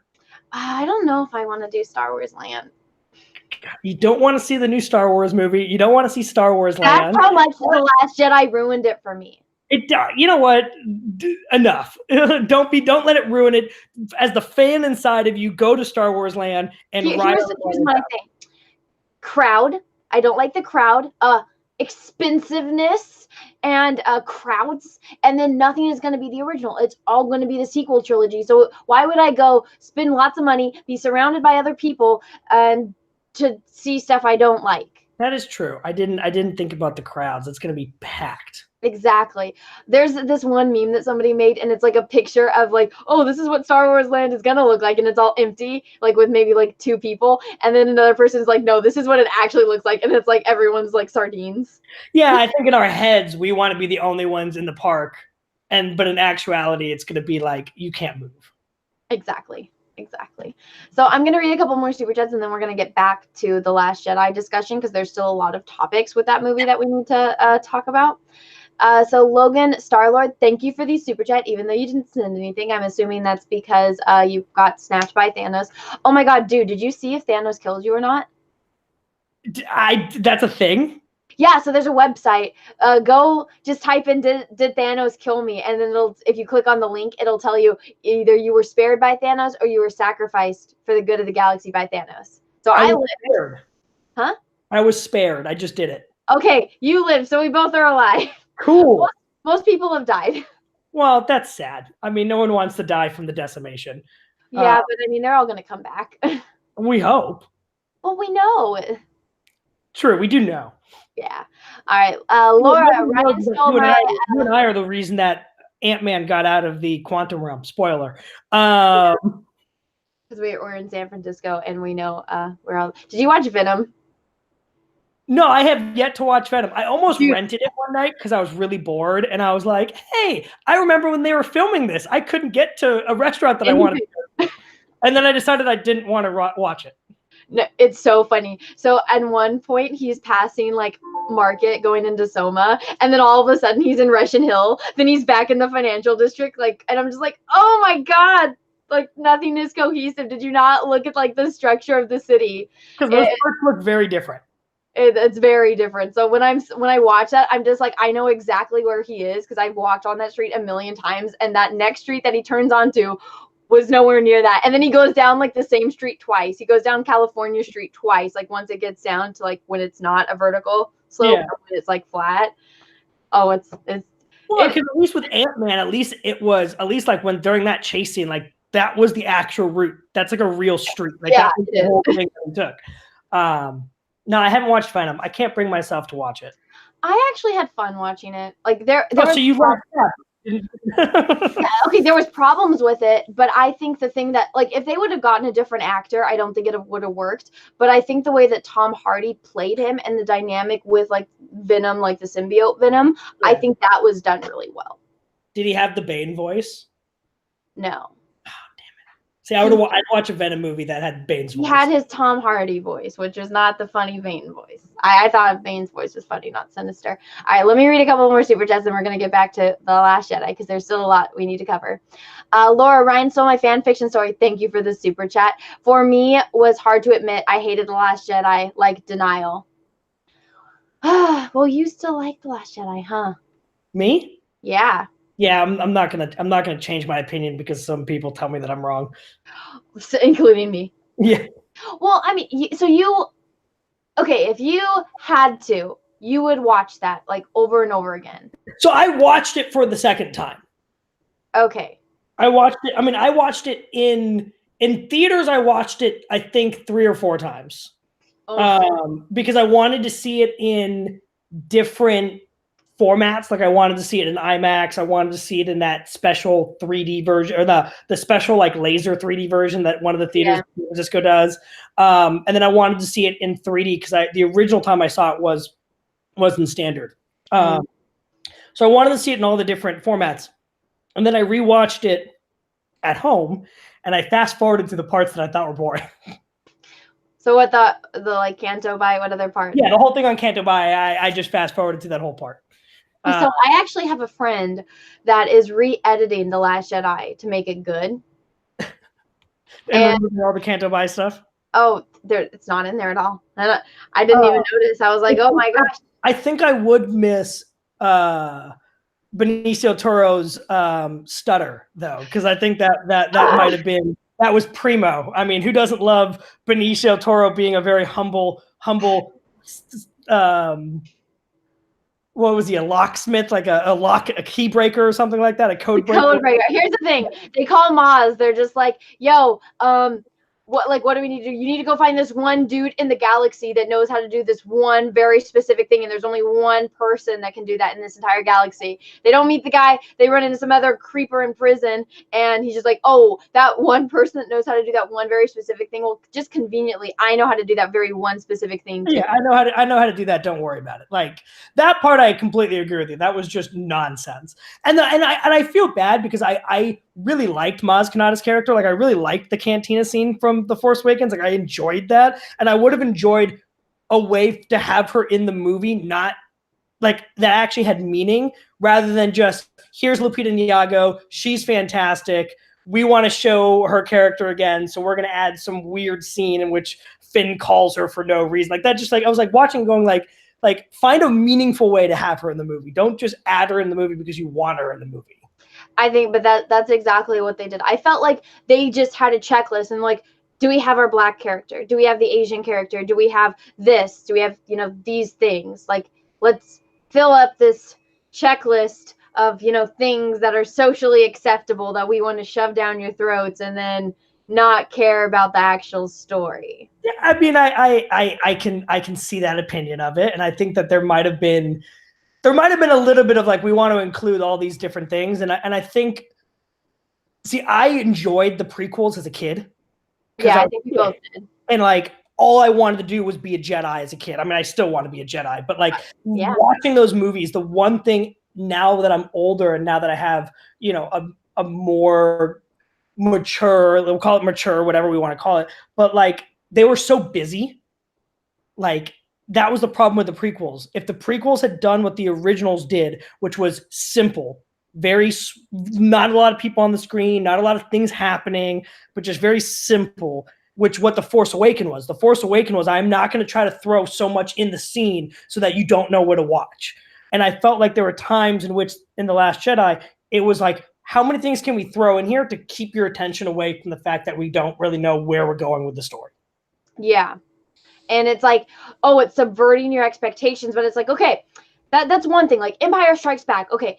When I knew what happened because my aunt told me, because obviously you and I were not alive during the 80s when that was coming out. So there's a bigger chance for us to get spoiled. So my aunt told me, she's like, no, that Darth Vader's his father. And I didn't believe her. I was like, no, you're lying to me. And then I watched it. I was like, oh shit, you weren't lying.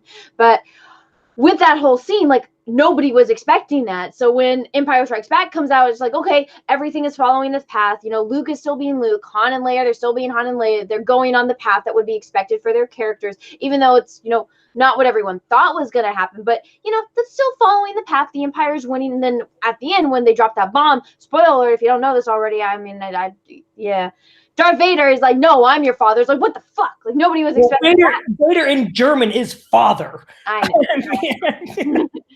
I know, but he could have been somebody else's father. I think as kids watching it, like, you don't see the signs of it, but when you really actually look at them again, you kind of see the signs that were kind of pretty blatant. Yes. But I think that it was done well, where it's like nobody was expecting that. So when it happened, it was a big thing. Yeah. Whereas in The Last Jedi, it's like, oh, well, Leia's gonna be the head of the Resistance. Oh, never mind, she almost died. Oh, okay, let's do this. Oh, okay, well, you need to go to Cantobite to go find this person. Oh, but never mind, you can't get that. You got to go find this weird dude with the tick. Yeah. And it's just like there's so many different plot twists that it just becomes redundant, and it's not interesting. It's like, oh my god, another thing happened, and now another thing, and I say this before, it's like I couldn't think it could get any like more ridiculous, and then it does. Yeah. And then Jasmine dies again. And I totally see that, and I totally respect everyone who has that view, and I agree with you that at some point the movie did just start going, how many twists can we make? But the twists were not the twists that we wanted. We didn't want the twist that Rey was no one. That's not the twist we wanted. We didn't want the twist that Snoke gets cut in half and then they battle his guards, and have a kick-ass battle scene. Like, that's not the fight that we wanted, but that's also not the twist that we wanted. Like, we wanted Snoke to be somebody that we loved or that we hated, and that was all suddenly there. And it did take these twists that just were like, oh, we're going in this direction. Nope, we're going in this direction. We're going in this direction. So there was somebody who said that The Force Awakens was a exact copy of A New Hope. And I agree with that to an extent. But that also is what made it good, is because it brought us back to kind of that simple, not simpler, but that less CGI, more practical, more real props and real effects. And it brought us back to a time in which we didn't see 75 people in a scene. We weren't watching just Obi-Wan and Anakin have a conversation in the halls of the Senate while there's 45 people walking by. And it's just like, why are there 45 extras walking by when all those should be bokeh out and it should be just the conversation? Because I don't see anything. All I see is a bunch of people walking, and I'm hearing text, I'm hearing dialogue, and I'm not watching the dialogue because I'm so distracted by everything else. I think I feel like, George just kind of was like, I have money and special effects now, and people are afraid to say no to me, so I'm going to do everything. I feel like that's kind of like what really went wrong with the prequels.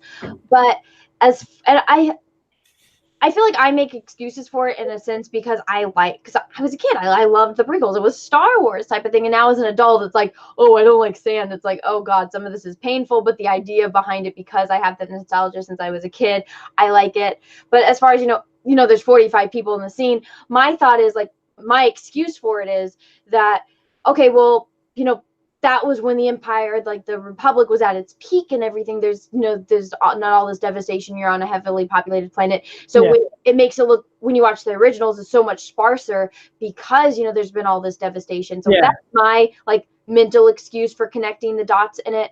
But as far now, I'm kind of off track on, because I thought about that, so now I'm off track of what we were talking about originally with The Last Jedi. But let's see. I can think of another tangent. What did you think of Rose? So, I feel really bad that she was really bullied. And like people said horrible things to her, and she was like, nope, not doing Twitter anymore. Like the treatment of her as an individual for playing a character that nobody liked was wrong. And I will. You can say the same thing about Jake Lloyd and then the guy that played Jar Jar Binks. Yeah, and my whole thing is like, if you don't like a character, don't like the character, but don't equate the character with the person. Exactly. Just destroy that person online. Like that's wrong. I think the character was there to give Finn somebody to have a dynamic with. Finn and Rey had such a great dynamic in The Force Awakens. It was so great to see them play off each other. And you separate the two of them. And I wanted to see Finn stand on his own, but he really can't until the end of that movie. And so it was interesting to see. Them have to include somebody to kind of have him play off of somebody and have that dynamic with a scene partner. And I get you kind of tie her into her sister, and her sister dies in that first battle, and so she has some weight in it. But I think it's a love triangle that doesn't make any sense to me. Yeah, like I get what you're trying to do. Is you're trying to have a love triangle the same way that you had Luke and Han both vying for Leia's affection until Luke finds out that Leia's his sister. Spoiler. I even think like Luke was kind of checked out of it, like in Empire. Like I feel like he was invested in the beginning, and then like once she kisses him, he knows immediately that she's just trying to make him jealous. That's why he was just like, instead of saying like, "Yo, bro, like, maybe we should talk about this," he just kind of leans back. He's like, "Heck yeah," kind of thing. Yeah. But I think it was an attempt to kind of have that same kind of dynamic, and I was like, bringing her into the second movie and establishing her there, it doesn't make any sense to me because Rey and Finn already have this bond. Like Finn risked his life to go back to Starkiller Base to save her, even though they had just met, and that was a really bold thing. But I felt like adding Rose into that just didn't make any sense to me. I think again, like, so let's have our token Asian character. But as far as Rose, I agree with you on the whole Kelly Marie Tran thing. Like, I mean, anyone that's on the internet is going to get bullied. Like, if you want to go and read the comments on my videos, there's people that don't even watch it, and you know exactly who those people are because their comments don't make sense. Like, somebody posted I did a video on Batman. Somebody's like, "Oh, you should go commit suicide because you're worthless," type of thing. And so I get comments like that every single day, and YouTube will flag comments. So anytime you're on the internet, there's going to be people that are going to cut you down, and it's because there's people that are very pathetic and they are unsatisfied in their life, so they feel like they can be safe hiding behind a computer screen and lashing out at other people. Yeah. Everyone that's on the internet deals with that. Obviously, someone that's been in a high, profile movie like that is going to get it worse than others. So I 100% agree with you on that. And, separate the actor or actress from the character. When there's people like Brie Larson that are going around saying that she hates white men and doesn't want them to watch her movies, it's like, okay. Then it's like, now I just don't want to watch your movie. I don't even need to see your character. I haven't watched your latest thing on Captain Marvel, but I'm taking it that you didn't like it. I didn't watch it. You didn't watch it? I saw what Brie Larson said, and I don't need to watch it. Also, when the Russo brothers came out, they said, like, the only movies that you need to watch is Civil War and Infinity War before you watch this movie. Yeah. Like, you don't have to go and watch every single Marvel movie. You only just have to watch these two before watching this one. I did not know that Brie Larson said that, and I do not. Okay, so here's the actual context. This is going to go off a tangent from The Last Jedi. So this is what Brie Larson said. Brie Larson was doing marketing for her movie, for Captain Marvel. And so I started covering Brie Larson when she went on the Ellen show. Well, actually, before she went on the Ellen show. She posted a bunch of stuff on Twitter, and it was all these GoFundMe's. So it's GoFundMe's for little girls, not little boys, just little girls to go to the movies to see Captain Marvel with their family. These are little girls that can't afford to go see the movie. So my thing is, okay, you want to help children in need. Let me go look at how much all these GoFundMe's are. She got paid $5 million. At the most, it would have cost her $80,000 to pay for all of these little girls to go to theaters to see your movie. If you want to be a good person, you could just, call up Disney, say, hey, let's do this great marketing campaign. Let's get a theater in every one of these big cities and just have it open for little girls to come see it with their family and do it completely free. Yeah. But no, she wanted to have these, middle class people pay money so that way it would support these GoFundMe's instead of supporting them herself. And I use the comparison of look at, people like Keanu Reeves, where he'll give his paycheck to the special effects team because he thought that they deserved it more than he did. So you can look at those type of people. And so by promoting these GoFundMe's, it's having her get money. So it's going to help her numbers. It's going to help her paycheck. And then when she was doing this campaign for Captain Marvel, she decided, to go do her speech, and she decided to talk about A Wrinkle in Time. And she said, I don't care what a 40-year-old white dude thinks about A Wrinkle in Time. The movie wasn't made for him. And my argument to that was art is not subjective. It is inclusive. Art is for everyone. And her saying that, I don't want the opinion of a 40-year-old white man. I want, women of color. It's like, okay, well, you can look at people like David Bowie. Yeah.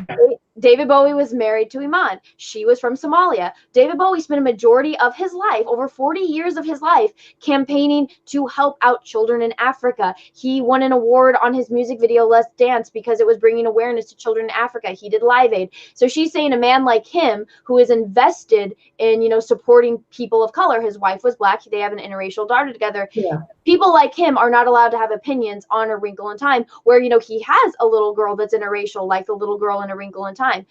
And where she's just a girl that, was born in Sacramento from very wealthy parents. Wait, Brie Larson from Sacktown? She was there until she was like 7, then she moved to LA for her acting career. I had no idea. Okay, yeah, so that's the thing about her is all people have to do is do their research. This woman that grew up in Beverly Hills, she is going around saying that people, white men can't have opinions on a movie. And I'm like, girl, Captain Marvel was originally a Black woman. Mm-hmm. And you are a blonde-haired, blue-eyed woman that is extremely privileged. You live in Beverly Hills, and you're going to go say that, white men cannot have opinions on a movie when a majority of these guys that are going to go see A Wrinkle in Time have a little girl because that, or a little boy. They have children. That's why you're going to go see A Wrinkle in Time because it's supposed to be a kid movie in a sense. I loved the book. I didn't go see the movie with Chris. Oh, I saw the original movie. I thought the book, I think I read it when I was too young, so it's not that I didn't like it. It's that the concept of it and the villain made me uncomfortable. Yeah. If that makes sense. Kind of like when I read Animal Farm. It's not like I don't like the book. It's just that the concept of it was unsettling to me. No, I get that. So, I mean, I whatever she said, and I can send you links to all of it, but no, I believe you. I believe you. I don't. My personal thing is my opinion is with you. Art is inclusive, and my biggest thing is everybody has an entitled to an opinion, as long as that. As long as that opinion is constructive, not racist, not discriminatory in any way, not hurtful in any way, and I don't mean hurtful is subjective. Anybody can say something is hurtful for them, but we all know what's right and what's wrong. I think, but when you're doing if I obviously you and I know each other. If I were to say so, I know you, so I probably have a better grasp of what would hurt you as compared to a stranger. Yeah. So I mean, I think if what she said, I think everyone's entitled to their opinion. Everybody should be able to see anything and talk about it in any format that they feel fit, as long as it's done in a productive manner and not in a hurtful, discriminatory manner that's not needed. I mean, I think the biggest thing, even in politics today, and we don't even have to get into it, is the things that people say. If you don't have anything to say that's going to add value to it, that's going to be impactful, then just don't say it. If you have something that you want to say that is just saying it because you disagree with somebody and you want to bring them down, that's not needed in society. Yeah, it's not constructive. It's not constructive. The best advice I ever got from somebody was that words have meaning, and that meaning should be used for benefit, not to hurt somebody. Exactly. I had no expectations for Captain Marvel. except for the fact that Samuel Jackson looked like the Samuel Jackson from Pulp Fiction, and I was Yeah. totally okay Oh with my that. God, dude, look at my new wallet.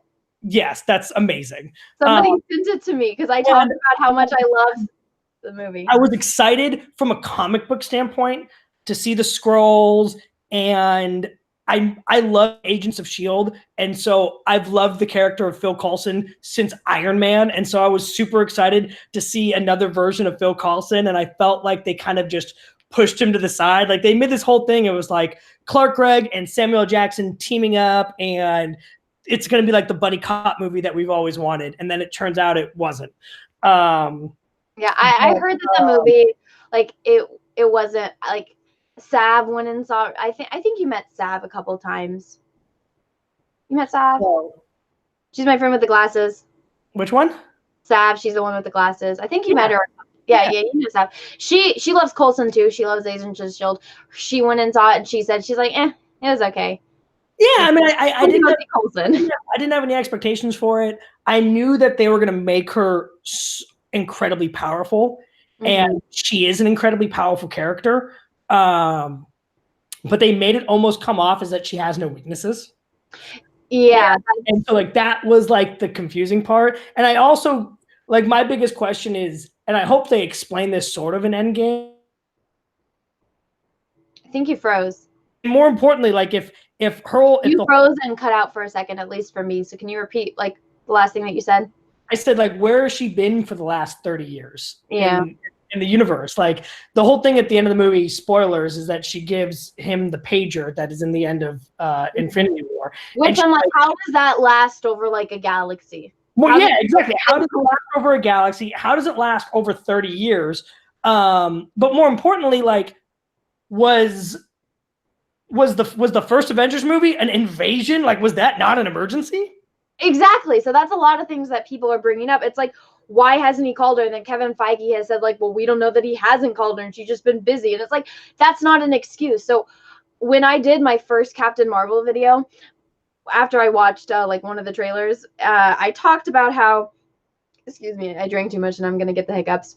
But I talked about how if they want to say, like, okay, they're going to push female empowerment, and that's one of the things that Brie Larson was really doing. She said, she compared herself to Indiana Jones, saying that us women have never had a woman to look up to that wasn't, you know, Sigourney Weaver and Aliens, but that's not the same. And so she said that her character is basically, you know, what us women now have to look forward to, that she's going to be the face of female empowerment for little girls in the future, and comparing herself to Indiana Jones. And I'm like, all right, that's crazy, but all right, I'm not gonna. And then I heard more, and they're basically trying to do, like, you know, she's the most powerful one, and they're making you expect that she's going to be the one that comes and beats Thanos, because at the end of the movie, Nick Fury's not calling the Ghostbusters up, he's calling Captain Marvel. He doesn't know that Iron Man is money to watch Nick Fury call the Ghostbusters. I know, right? That would have been great. I think everyone would have been more excited at that than anything. Well, my whole thing is, where the hell's Fury been? Exactly. Like, S.H.I.E.L.D's gone. There is no S.H.I.E.L.D. He never showed up on the TV show. Like, all the crap with, like, that. He showed up a little bit, but, like, for better or worse, Fury's been out of the picture. Where was he during Civil War? Where was he during, like, so, like, that's my thing, is, like, Fury coming back at the end, like, that end credit scene, I was just like, that makes no sense to me, because last time I checked, Hill was working for Stark with the Avengers Initiative as, like, the head of security for the Avengers, and Fury hasn't been around at all. He was nowhere to be found in Age of Ultron. So, like, exactly, Age of Ultron. Okay, the aliens are coming like an inch, or excuse me, not the aliens, that was the other one. The robots are, you know, an inch away from wiping out the entire human race. That's not, you know, a justifiable reason to call Captain Marvel. Yeah, like, an entire city was lifted off the ground. Like, where, like, see, all these questions are coming. Where was Fury going? Hey, Captain Marvel. But more importantly, like, I'm assuming if she's across the galaxy, don't you think it's going to take her a little while to get the message? Like, see, even that, I'm just like, okay, she's across the galaxy. She says only use this during emergencies. All right.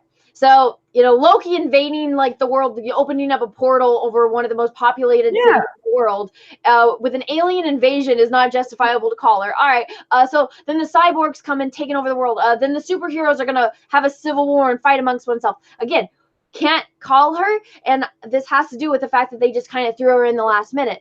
If they wanted to push this whole female empowerment message, which is what they're really trying to push, so like this is women, we need which female empowerment. I'm all for, but you have Black Widow. Exactly. You've had Scarlet Witch since Iron Man 2, kicking ass and taking no prisoners and holding her own with superheroes not being a superhero. Yeah. Well, see, I think what they should have done is, if they wanted to do this, why didn't they start off with the Captain Marvel movie? Just instead of doing Iron Man, just, hey, Captain Marvel, this is going to be the start of the MCU. And then just not what started off with that movie, introduce the character, introduce the universe. And since, now that they messed up the timeline and everything, that would have made sense to have it in the beginning. And then she's off for 25 years and we're all waiting. We're like, well, she was the first one. Why isn't she not back yet? Okay, they haven't called her. So I think that in retrospect, in hindsight, they should have done that, but they didn't. And now they're just kind of throwing her in at the end to make way for the new Avengers. But it's like, nobody's really going to care now because why would she stick around? She's not going to stick around. She didn't stick around the first 30 years. So why is she going to stick around after it? Well, that's what they're trying to do now, is that they're trying to say that she is going to be the new face of Marvel. So because they don't want to pay, $65 million to Robert Downey Jr. They don't want to do that anymore. He's done. And I'm like, okay, why would you not want to be Iron Man? Like, why? You have a constant paycheck. Everyone in the world knows you. Everyone, all the little kids think you're the coolest person ever. Why would you ever not want to be Iron Man? I mean, it's the same reason why a TV show ends. At some point, you're just telling stories to make money and they want to go do something else. I respect any actor's decision to say, I have played this character for 20 years. It's time for me, or 10 years. It's time for me to go do something else. I'm all for that. But my whole thing is, I'm like, nope. I'm like, you've got me invested in this. Like, don't just leave it. Because my thing is what made Black Panther, besides the fact that it was an unbelievable movie, what made Black Panther work was that he was in Civil War and there was an explanation of who he was.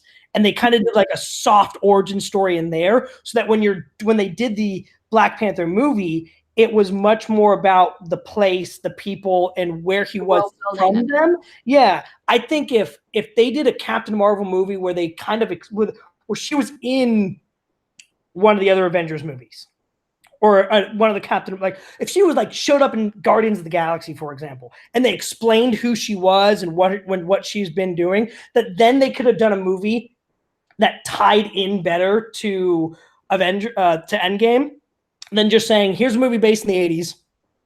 90s. 30 years later. It's like 1995.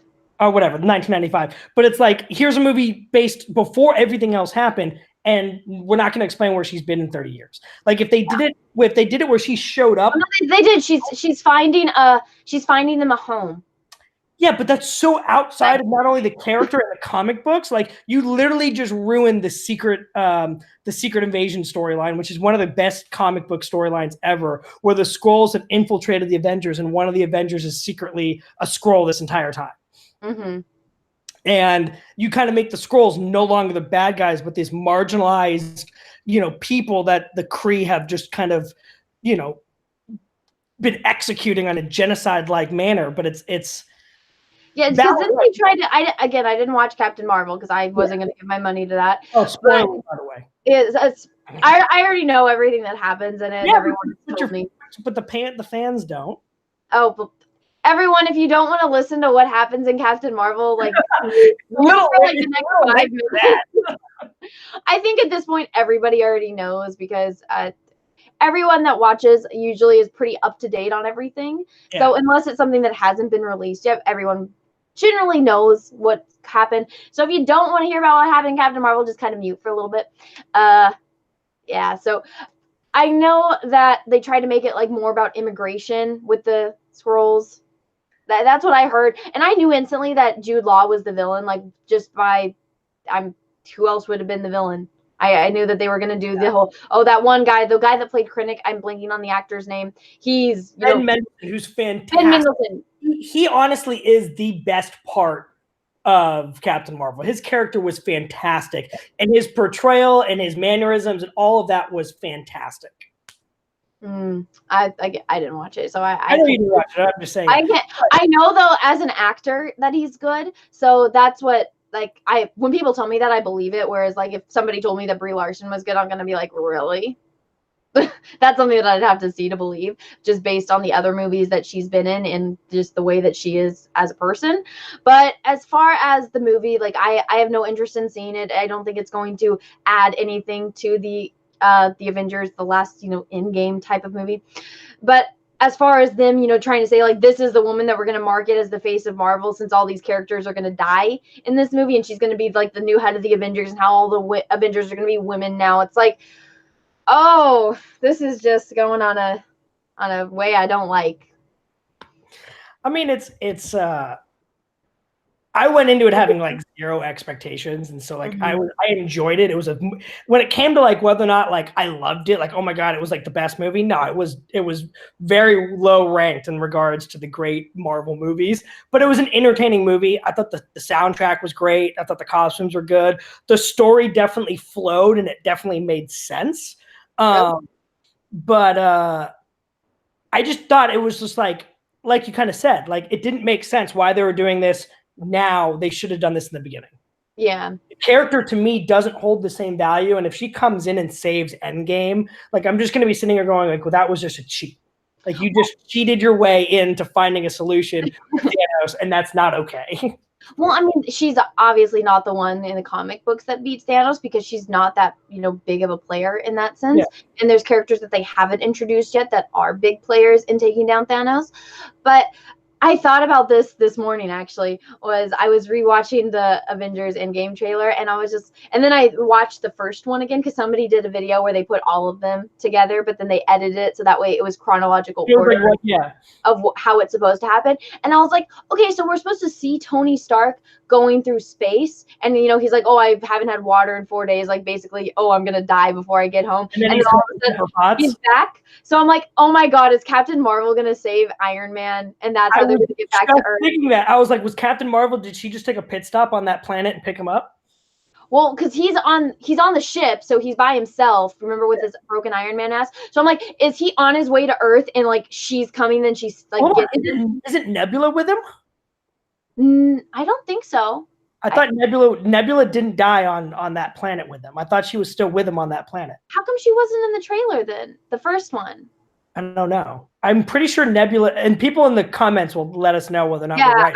I'm blanking on it. I'm pretty sure Nebula was on the planet. Let's see if she is. Okay, somebody said yeah, she is. Okay. Nebula has to be the one to kill Thanos. I mean, like I said, they're at this point where they don't even have the characters that do take on Thanos in this movie. So I'm just like, can we just have Rocket, where he's just like, let's just do this crazy plan. He's like, all right, guys. Rocket died. No, Rocket didn't die. Rocket was the only one from like the Guardians group that didn't die. Everyone else died, and then it's just Rocket and Nebula that are left from those movies. Yeah. So I'm just waiting for Rocket to be like, all right, guys, we're team huddle. All right, I'm going to get the gauntlet. You guys all do this, and I'm going to get that gauntlet type of thing. Yeah. But, I mean, there's really big plot holes that are in Infinity War. Like, since Doctor Strange can just open the portals and, sever people's hands, why didn't he just sever Thanos' hand? Why didn't he just go back in time and stop all of this from happening with all the knowledge that he has? So there's some really big plot holes in the movie, but because of the flow of it, it's kind of forgivable, but they're still very obvious. Yeah. So I have my own problems with Infinity War, but that being said, it was great to watch that payoff and everything. And I think that his name's Josh, right? Josh Bowden. Yeah. Josh reading no H. Joss. Joss, really? Yeah. Okay. Well, for some reason I thought it was Josh. I think he played Thanos so well, and I think that was one of my concerns. No, Josh Whedon's the director. Josh Brolin is the actor who played. Yes, Josh. I said Josh. So I thought they did a really good job of making Infinity War about Thanos and how you're seeing everything from his point of view. You're getting introduced to this character, even though he's been in other movies. Yeah. He's been very small. He's always that overlying, threat that everyone has been seeing, and now it's finally led up to him. Yes, Josh. Yeah, everyone. It's Josh. I thought that's what you were talking about. I was like, wait, who are you talking about? Thanos. Well, I think that they did a really good job of managing all of these superheroes and showing them interacting, especially like when Iron Man and Doctor Strange, two geniuses coming at odds with one another and having to work together, and then Star-Lord and Thor. I think that they did a really good job of managing all these different personalities, and now that half of them are gone, it's going to be interesting. And I hope that they handle Captain Marvel correctly. I did a video on it. I just haven't released it yet. But a lot of people were freaking out over the fact that Captain Marvel was flying the spaceship with Rocket. And I didn't have a problem with it because I'm like, okay, the woman that's been flying in outer space for the past 30 years, I'm fine with her flying the spaceship. Her and Rocket, they're the ones that have been in outer space the most. They have the most experience flying spaceship. So in that sense, it doesn't bother me. Spaceship. They made that very clear when she took down an entire Kree armada by herself with her glowy thing all over her. I was like, why would she need to be in a spaceship? Yeah, well, I think as far as taking the other superheroes, like Black Widow obviously can't be in outer space. Thor can, I believe. Except Thor has to go through the why am I blanking on the name of it? What is the name? The Rainbow. I can't. The Rainbow Bridge. I know what the word is, huh? No, Bifrost. Yeah, the Bifrost. The Rainbow Bridge, as he describes it, the Bifrost. So Thor has to travel through that. I think that Thor, out of all of them, might be able to survive in outer space since he's a freaking god, and that's kind of how Asgard was. But the rest of the characters, I understand why, she would be flying it. You can be in outer space. Well, I think that with them flying the spaceship, I feel like that's not going to be a big thing that, okay, Rocket and her are flying the spaceship, the other superheroes are sitting back. I feel like there's going to be a conversation going on between these characters. So they're like, all right, let's let them fly the ship. Let's all of us kind of have this intense conversation so that way we can all plot what we're going to do. So I feel cinematically that's what it's leading to, which is why it didn't bother me, during the trailer. So, but I know people got upset about that, but that was just something with Captain Marvel. I want to see what, because the Russo brothers are known to show footage in trailers, and they've even admitted it. That's not going to be in the movies. And so I want to think like a part of me wants them to be like, oh yeah, what you saw in the trailers is not even what the movie's going to be like. It's going to be a completely different movie. That would be some next level like Inception shit. Like, we just got you all talking about for the last 6 months these trailers that showed the movie this way, and by the way, it's a completely different movie. Oh, and by the way, it's 3.5 hours long. Enjoy. I mean, I'm fine with it being as long as it needs to. I'm just. What was the last 3.5 hour movie that you saw? The last 3.5 hour movie. I don't know. I think the last Hobbit was close to that, or Lord of the Rings. I watch Lord of the Rings all the time, like the directors or the extended director cut and everything. But those movies are long. But, I can't remember the last time I went in a theater and saw that long. It probably was the Hobbit movie. But I'm rooting for them to bring back intermissions because I have a tiny bladder, so I'm just not going to be able to drink. Are you seeing it opening night? I haven't gotten my tickets yet, so I will find out. So but there's like a theater every block around me, so yeah. I'll be fine. We bought tickets for the 10 o'clock show, and because the 10 o'clock show is the standard one, it's not the 3D one, and because I couldn't make the earlier show. Mm-hmm. I made a comment. I was like, you guys know this is a 3.5 hour movie. It's not going to get out till like 1:30. I just saw Shazam and I didn't get out till like 1. Shazam's like a 2.5 hour movie, I think. Yeah. It's worth seeing because I really want to see it. It was good. I had a video come out earlier today that it had no spoilers. It's a fun movie. You'll like it. Okay. Because like I hated Batman versus Superman. Oh, that was awful. I thought Justice League was stupid. Yeah. I really enjoyed Aquaman. And I enjoyed Aquaman because I just enjoyed it. I thought it was entertaining to watch. It wasn't great. There were parts of it that made no sense whatsoever. But Yeah. I enjoyed it visually. I thought it visually looked really cool. Like I really thought how they created Atlantis was really cool, and I liked Jason Momoa. I will watch him in whatever he wants to be in because he's entertaining to watch. I think that they should have done it a little bit more dark, but I agree with that. It was there were parts of it that were way too kind of like fluffy and happy and not as gritty as it should have been. Did you notice how they literally ripped off scenes from How to Train Your Dragon and Gladiator? Yes. That was and so my thing was I went and saw it with my friend Jesse. Jesse has a YouTube channel as well, and we went in and saw it, and I was just like, all right, well, I'm gonna see this because I appreciate Jason Momoa and his beauty, so I'm gonna go watch that with not as much expectations. But I prefer DC to Marvel, and I've said that before on my channel. So some people, they think I'm the biggest Marvel fangirl based on some of the movies, or not movies. Yeah, that's because the movies all have been good. The DC, they have been. The DC, exactly. With the exception of Wonder Woman. Sorry, comments. I completely forgot my love of Wonder Woman because it was badass. Yeah. The other ones have all sucked. Yes, I agree, and I can't stand Batfleck. I hate Ben Affleck as Batman. I think he's horrible. I have even said I think George Clooney is a better Batman than him. Like I think he makes George Clooney look good.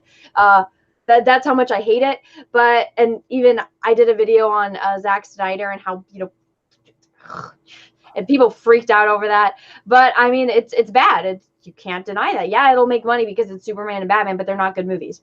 And as far as Aquaman, I thought it was a horrible movie, but it was entertaining. Yeah.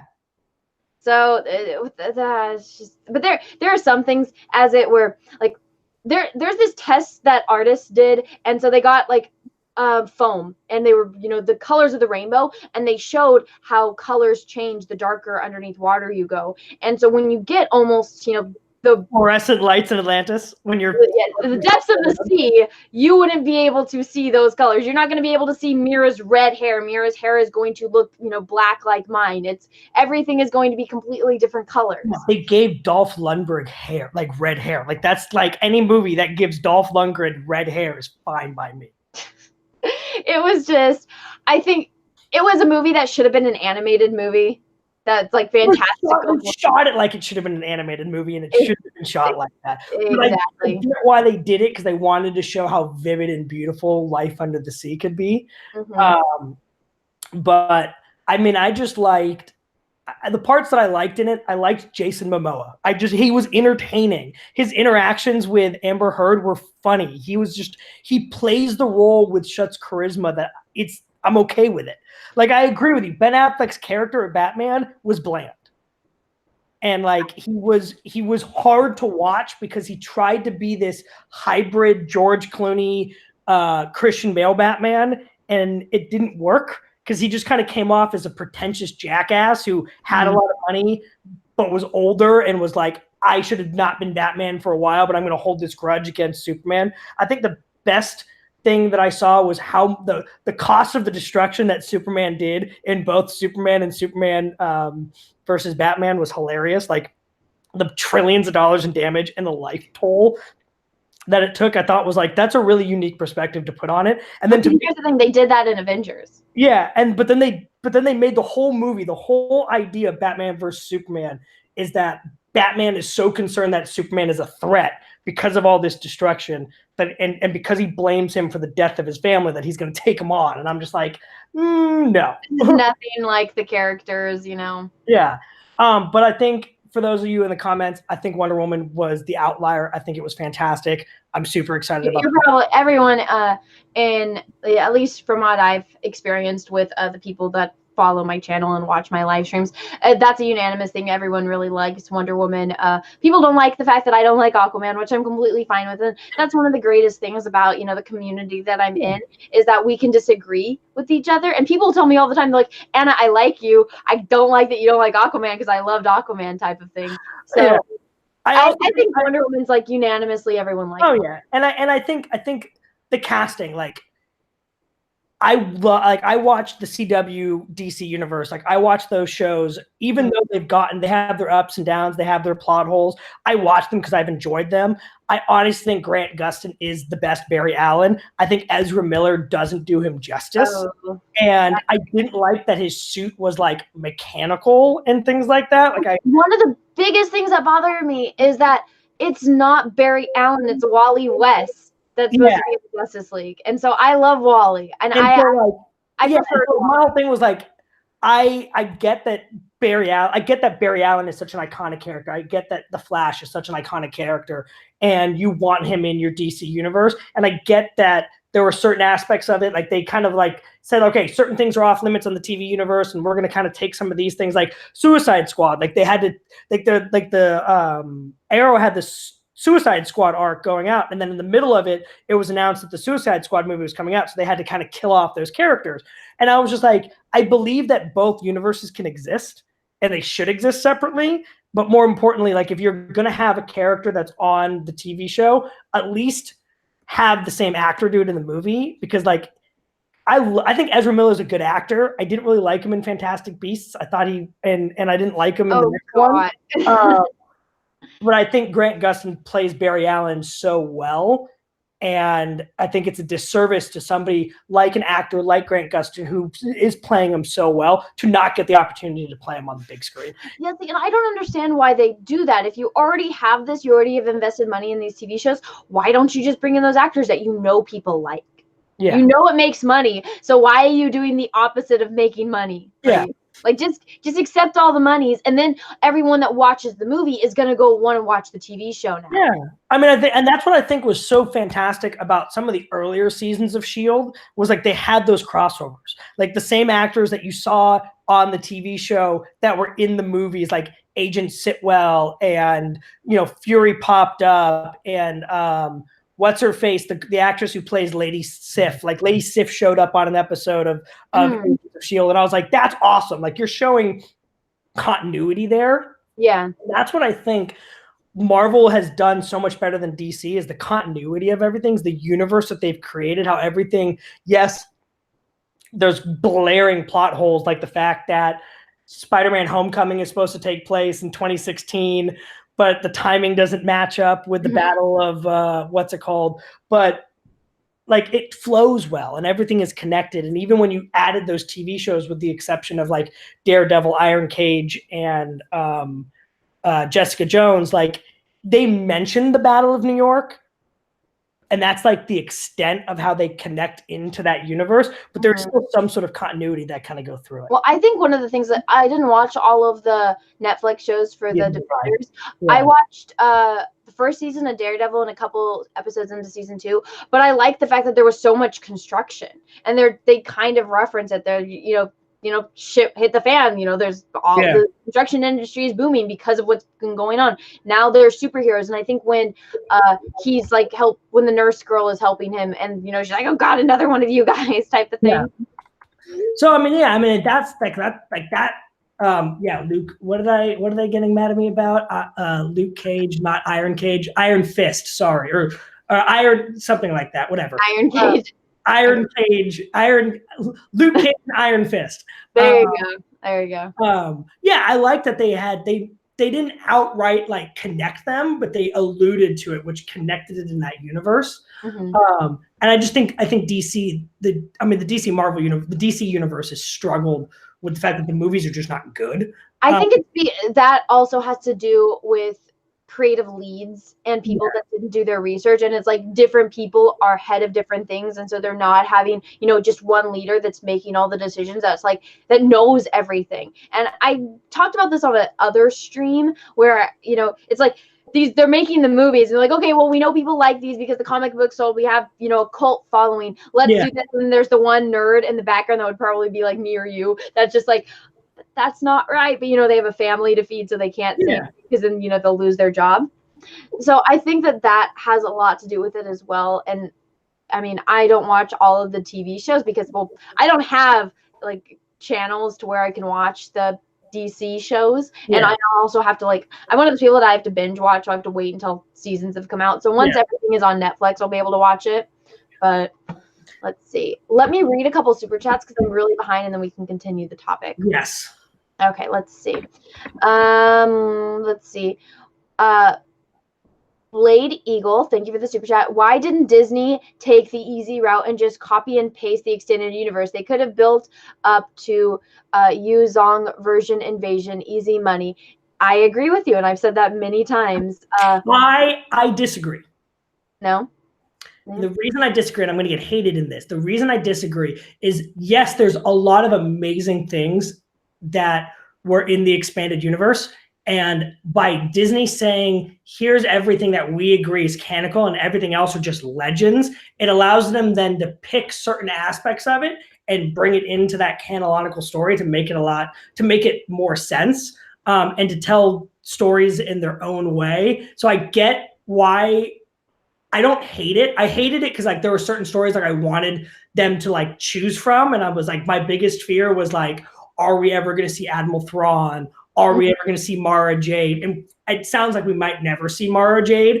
I don't think they know who she is. That's a problem. Yeah, and I think so. That's my biggest concern was like, are we going to lose some amazing stories by them just saying this stuff is legends?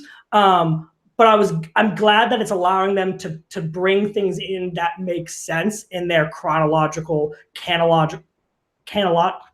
word that chronological. Well, not chronological, but they're canological kind of theory that they're putting together. And so that's my only biggest concern was that they were going to forget certain characters like Thrawn and other things like that. But it sounds like they are respecting the expanded universe and bringing in when it makes sense. So they aren't. They kind of just took it and they said this isn't canon anymore. This is that's why it's legends. So they're not using any of that anymore. So it's negatives. Not part of the Star Wars universe anymore. Well, it's not a part of the it's still a part of the Star Wars universe. It's just not a part of the Disney Star Wars universe. Exactly. So that's why they say this is legends. And so I've said this before, like I actually do really like the expanded universe that I've been introduced to. So if they would have just done a Thrawn trilogy, obviously the actors are not the same age anymore, so they can't do it exactly. But if they would have followed that path, I mean, it was 40 years worth of free work. Well, it's not free because they bought the IP, so they own it. So it was already work. They already had it. They already knew that people liked it. They already knew that people, enjoyed this story, that they liked the characters. So they should have. I think that they should have followed it. At least, you can kind of change it because obviously not everything can be the same. You want to kind of not do exactly what it is because then it's too predictable. But okay, we'll introduce Grand Admiral Thrawn, and everyone could be like, "What happened? This was supposed to be like, right after the Empire. Like, where has he been?" And kind of allude to that. So you can use the characters and change it up a bit. Why was Thrawn gone for so long? Maybe he was plotting. Maybe he was doing something that was introduced in those Thrawn books. His backup plan. So they could have done it, but they didn't because they wanted everything to be new. They wanted it to be Disney. They changed the original script because they didn't want it to be about Luke Skywalker. They said this is too much about Luke. We want it to be about Rey. And they did not make the best creative decisions. Oh, I agree. I agree in that standpoint, and I think you can look at the expanded universe and in our hearts and in our minds know that it's still there. I mean, just because it's legends, we all know just because something is a legend doesn't mean that it didn't happen. It just means that it hasn't been proven yet. Well, I think unfortunately that they don't know anything about it. I feel like the people that are in charge are just looking at numbers and they don't care about continuity or story, which is why we get movies like The Last Jedi. I know that you liked it, but I'm friends with you, so you have that to your advantage. But I think that movie was absolutely awful, and I think that them saying "F you" to the fans was making that was wrong. They shouldn't have done that. They should have just been like, look, the movie is our movie. This is how we made it. Everyone's entitled to their opinion. And we would love to have a spirited debate about it. Instead, they're just like, no, you're a Nazi. You're all the stuff that doesn't even make sense. But I do know that you cannot stay for very much longer. So how much longer can you stay? I got about 5 or 10 more minutes. I got a little more time. Okay, cool. Should I read a couple more super chats? Why not? Keep reading. No problem. All right. So everyone's telling me Everyone's telling you to unfriend me. So Well, see, guys, here's the thing, though, is we've been friends for a long time, and I don't usually meet people that know as much about Star Wars as I do. So when we met, we're like, oh my gosh, somebody that knows Star Wars, like that knows a lot about Star Wars, not just like has seen the movies a couple times. So we already had an established friendship before this whole Last Jedi nonsense came out, but at least we are still able to have a civil debate, and it's not people that we meet on the internet. Like I've said before, it's not the people in the comments who are telling you to unfriend me just because I liked a certain movie other than them. Well, I've talked about this before where I'm just like there's plenty of bad movies in the world, and some people like them, like me. I know that a majority of people think that Waterworld is a bad movie. I still like it. I know that a lot of people think that the Room is a horrible movie. It's one of the worst movies ever made, but it's got a cult following. But people can acknowledge the fact that there's problems with it and still enjoy the movie. So you've acknowledged the fact that there's problems, but you still enjoy it. Yeah. So, I acknowledge that there are massive holes in that movie and there are issues with that movie, but overall when it comes to being entertained and me sitting at the edge of my seat for the entire movie, yes, I enjoyed it. You were sitting at the edge of your seat? I wasn't sitting at the edge of my seat. I was sitting very comfortably in my seat. You've seen how I sit in movies. I get kind of comfortable. Well, yeah, I think now that because they have comfy reclining chairs now, it like makes things easier. Like I can't go to a movie that doesn't have a recliner now. I've been outside in the cold for what, almost 10 hours to see The Last Jedi. Oh my gosh. So like at that point I had to enjoy it. Like I wanted to enjoy it because I've waited so long. Okay, we got this next super chat is in all caps. Darwin Morris. Why do you guys debate the science in Star Wars? Star Wars is science fantasy, not science fiction. Also, X-Wings can't bank and turn in space either. Oh, I agree with that. That whole thing where he did that was just like, wait, what just happened? Well, I feel like that's kind of a contradictory question because you ask us why we are debating the science in Star Wars and then stating that it's not science fiction, it's science fantasy, and then you add in the science behind why the ships can't turn in outer space. So, I mean, I feel like that's kind of you're asking us a question and like I mean that it reads off as kind of condescending, but I understand if it's not meant to be, and if this is kind of a joke. I don't understand why you would put all caps though. But the way it sounds that super chat is worded is that you're kind of being, condescending and asking us and trying to say, hey, it's science fiction, it's science fantasy, not science fiction. Don't talk about the science. And then you're asking a science question. So I don't really understand. But so you're contradicting yourself by asking that question at the end of your statement. But thank you for the super chat. We're talking about the science of it because even though it is science fantasy, if you're going to say, okay, well, all science is out the window, it's fantasy, you still have to have real levels of science in it. Just like that's the same thing as me going into Lord of the Rings and saying, well, why would Frodo drop the ring into Mordor? It's a fantasy movie. There shouldn't be science in it. It's like, no, it's in a universe that has real world elements to it. Just like when Han Solo is explaining in the very first Star Wars movie, it going through hyperspace isn't like dusting crops. There's a science behind it. So it's established that there is science in this universe, just like any that you want to create to make it more realistic. So it's not a really valid question. No, we could. I mean, it's science based in the universe and in the established universe. In that universe, a machine can suck the energy out of a sun and make the sun go dark, which we all know can't happen. And then shoot lasers across the galaxy to blow up planets. Also couldn't happen. But the science is based in the reality in which it's created in, which is the universe of Star Wars. Very well said. So I hope that we answered your question correctly, and I apologize if you didn't mean to sound condescending, but the way that was in all caps, it came off that way. I apologize if I took that the wrong way, though. Jay Mill, thank you for the super chat. Chuck's better half would have been the perfect Captain Marvel. So he's referring to, and I'm going to butcher this name. Her name is Yvonne Stravinsky, or something like that, and she would have been a great Captain Marvel over Brie Larson. She was pretty badass in the movie. Who is she? She here, let me What was she in? She was in Chuck. She's in The Is she that Handmaid's blonde girl that was in Tale. Chuck? She was in The Astronaut's Wife Club. She was in 24. She played a character called Kate Morgan and when 24 kind of came back for a little bit. She was in Dexter for about a year. Here, let me send you your thing. Once you see a picture of her, you'll be like, oh, I know who that is. Okay, gotcha. I never watched 24. Okay, I see you sent me the link. Let me open it. Let me find it. I have no idea who this woman is. She's a badass, and I agree with whoever said that comment that she would have made a great Captain Marvel, but they went that with was J. Mill.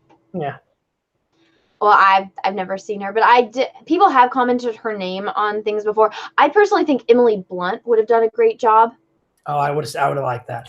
I still think Ronda Rousey should have gotten the chance. I would have seen that movie. I mean, I feel like at this point anyone would have been better than Brie Larson. I've never seen Ronda act though, so that would be my biggest. Ronda Rousey's acting debut came in Fast and the Furious. She played a bodyguard. She played a bodyguard in Fast and the Furious, and she kicked the crap out of Michelle Rodriguez's character. I haven't seen it, but was she good? I don't think she said a word in that movie. She just fought. Yeah, she just fought.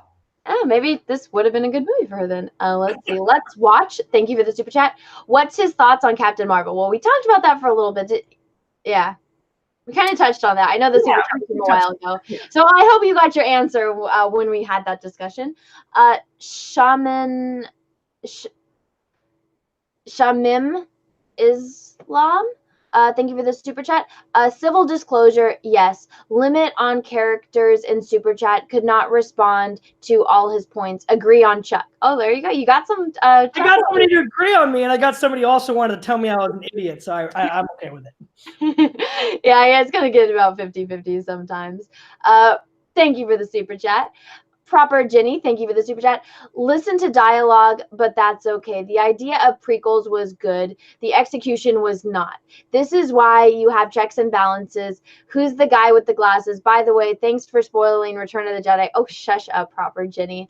So there's this other channel that I do like live streams with. It's also part of like the YouTube group, which is the Fandom Menace. So Proper Jenny is actually usually Proper Jeremy, but then Proper Jenny decided to play an April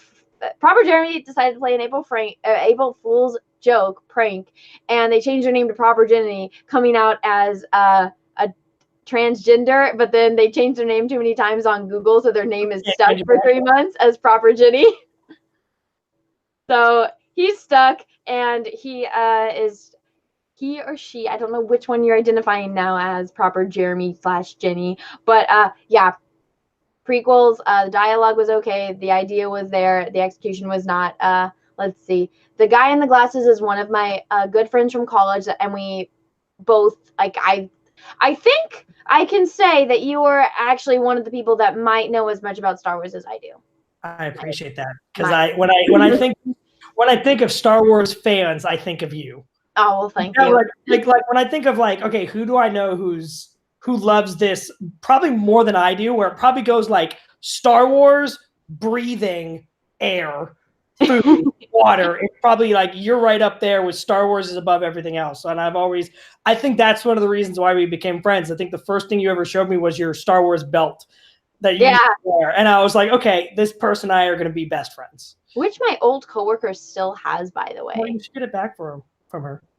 I never got it. He forgot his belt, or his belt at work broke. So I was like, okay, well, you can use mine because my pants aren't going to fall down. So here's my belt, and I never got it back. Well, that's just rude. I know. I have like 5 minutes. Let's read a couple more. Okay, gotcha. All right. But thank you, Proper Jenny / Jeremy. Logan Starlord, thank you for the super chat. Me and some friends bought tickets for Alita Battle Angel and snuck into the crappy movie that was Captain Marvel. Oh, well, I'm sorry. Alita was a great movie. Did you like Alita? Did you see it? No, I loved the comic book or the manga or whatever it is. Manga. I didn't get to see it, and I'm super bummed. I really wanted to. Visually, from like the trailers, I thought it was awesome. I was like, this looks beautiful. Like I really wanted to see it. And I know I probably would have liked it. And when it comes out on DVD or on streaming, I'm going to buy it and watch it. I did not read the manga. I didn't know anything about it, so I wasn't like really gonna like. I wasn't looking forward to seeing it. Like I had no intention of really seeing it because I was like, oh, I don't know what it's about, kind of thing. And then we wanted to see a movie, so that was the only one playing. So I went and watched it, and I was like, this is so good. And then there is still plot holes. There was things that I had a problem with, like why would you want to live in the dumpy city when it like even though they didn't answer any more questions. If anything, it had me like want to know more. I felt like they did really good world building, but there was a couple things that I'm just like, why hasn't anybody done this? Like, why are you living in this slum? You go and live in this beautiful like world. Why are you stuck here? Why is everyone obsessed with getting onto the sky castle? I'm like, is Disneyland up there? Is everything free? Like, do you not have to pay taxes? Is that why you want to go up? Okay, so they get all of their food from these pipes. Why don't you just cut off the food supply from these pipes and they can't get anything? Like, why are you listening to these people up in the sky when there's a beautiful world? Okay, you need to make money off of like robot parts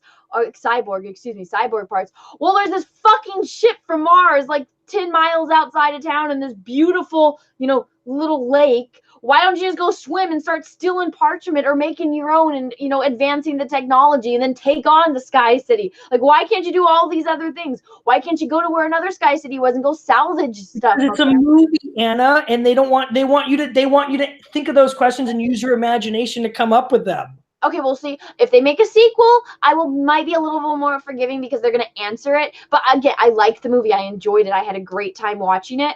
But there was just questions in it that I'm just like, why didn't you do this? Like, I feel like that'd be the first thing that I would do. Like, oh, I don't want to go to the skies. You want to get attention from the sky people? You want sky people to not, hate you? Spoiler, I haven't watched it yet. Oh, okay. Well, you read the manga. Yeah, that's true. You should know a little bit more than me. But okay, I won't talk any more about it. But it was good. You should watch it. You'll like it. I'll watch it. I see it in the background. I see her kicking ass back there. Yeah. So, all right. What? One or two more? Okay, Laura, Ryan stole my fan fiction story. Thank you for the super chat. I have a vacuum. Can you guys talk louder? I'm a pretty loud person. I think you have to just turn your volume. He is a very loud person. You're one of those people that you talk, you project your voice very well. I have been having problems with my microphone, so I have my volume turned up all the way for the chat, so you should be able to hear me. I apologize if you can't hear us. I do leave these streams up live, so you can watch the repeat if there's anything that you missed, Laura. But thank you for the super chat. Albert Nada, thank you for the super chat. I hated Wonder Woman. Gal Gadot is a horrible actress and a hypocrite. I'll be doing a video on it just before the sequel comes out. All right, well those are some strong opinions.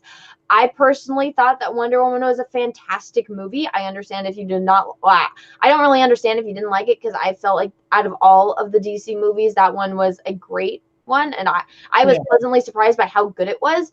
I also think that Gal Gadot is a fantastic actress, but I understand that everyone is entitled to their own opinions. Like, I hate Hilary Swank. I can't watch her movies, but some people really like her movies. You're not a fan of $1 Million Baby?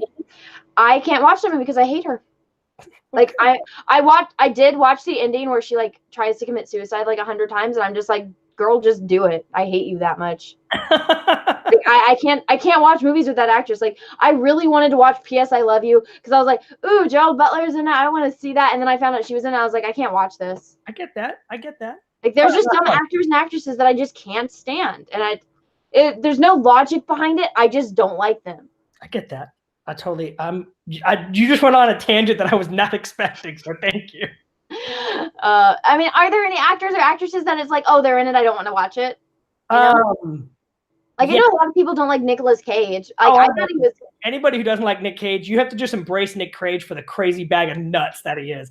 He was in Spidey Into the Spider-Verse, which I think is one of the best movies I've seen in a very long time. What? I haven't watched it yet. And he played Spider Noir, and he was amazing in it.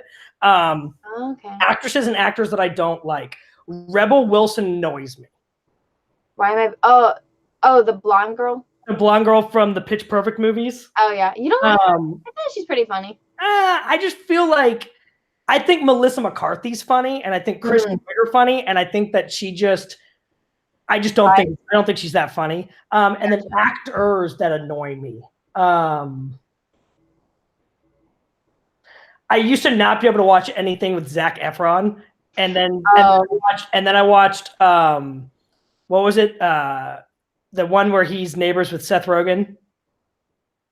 Neighbors.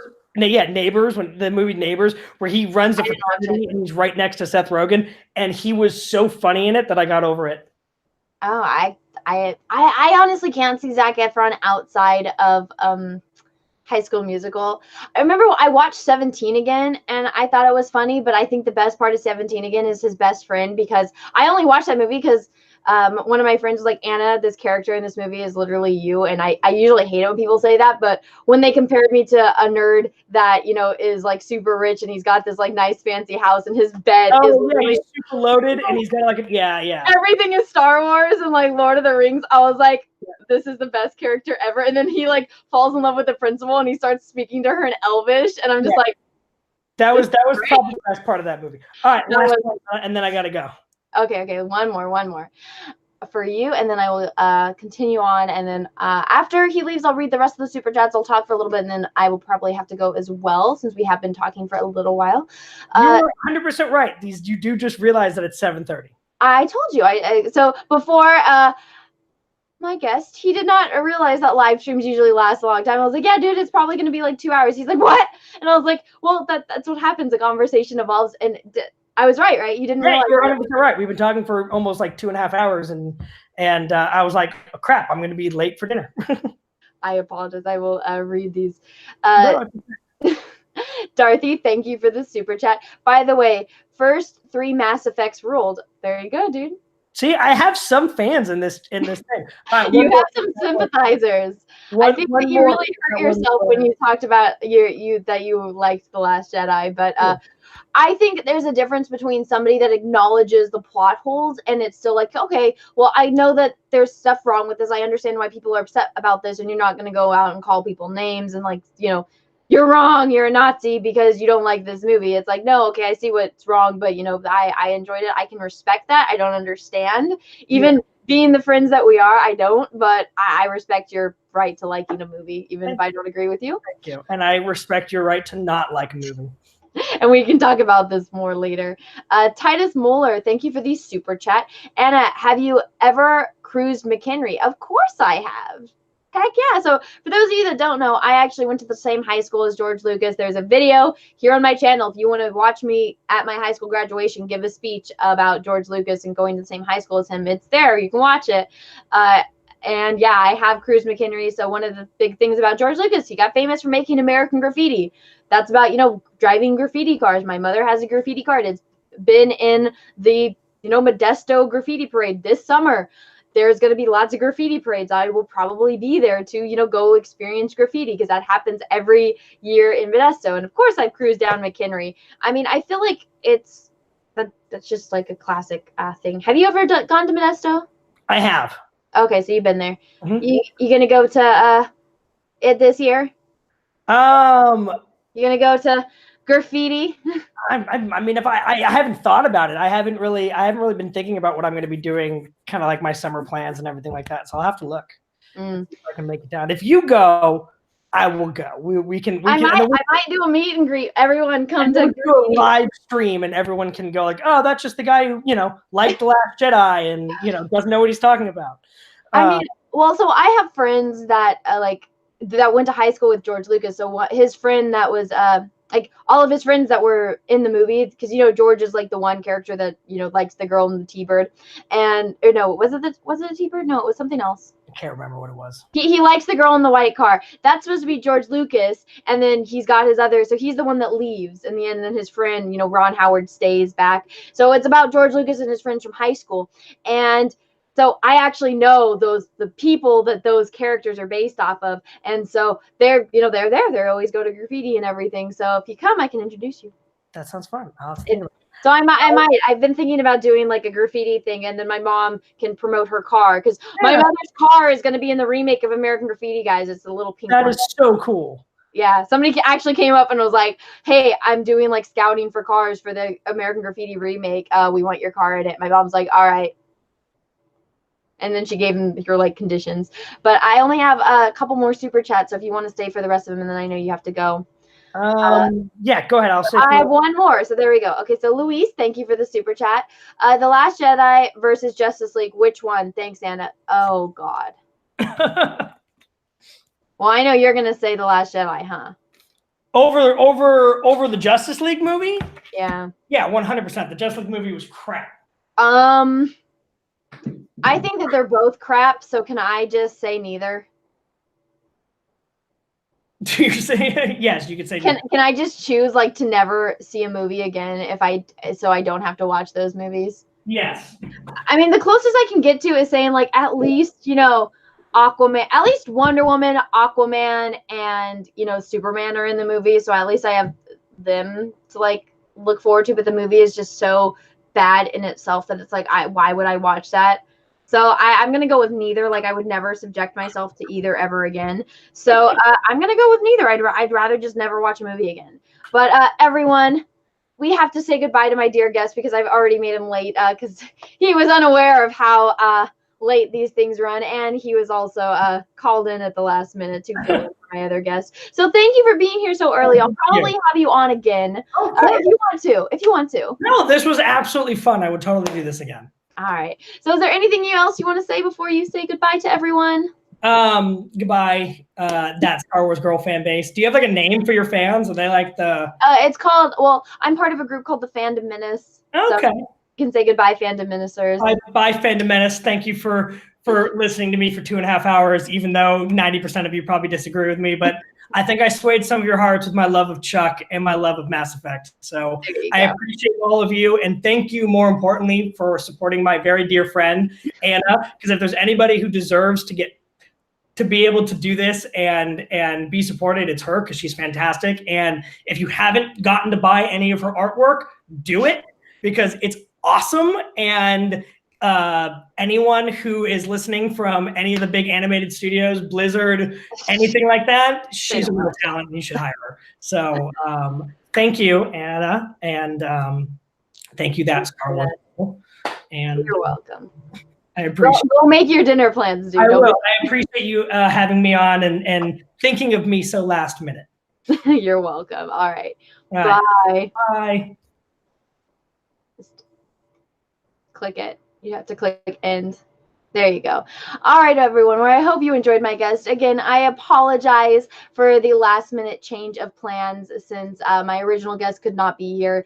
Again, they originally thought that it would be fine for them to come on and talk about George, but then found out apparently Lucasfilm monitors my channel, and they're like, I cannot do this. So I apologize for that little change in plans, and I thank you to everyone for being understanding. I am still trying to, figure out how this show is going to be going, and I'm going to have a different guest on in the future. Like every show for this Force Talks, it's I've planned it out to be more of like an interview type talking type of thing. So it's usually just going to be me and one other guest, and each show I have, I'm going to be introducing a new guest. So I was planning on introducing my friend a little bit later once I've had, this show is a little bit more established, so that way we can talk more and have it somewhat be more of a debate. But as you can see, there are actually civilized people out there that like The Last Jedi that aren't just going to come on and be like, oh, well, you're wrong, and if you don't agree with me, you're a man-baby misogynistic person. So I really wanted to have that on so that way everyone can get to know that type of interaction as compared to just what we've been subjected to from the usual Last Jedi fans, and show that there's actually reasonable people out there still. So thank you everyone for understanding. Let's see.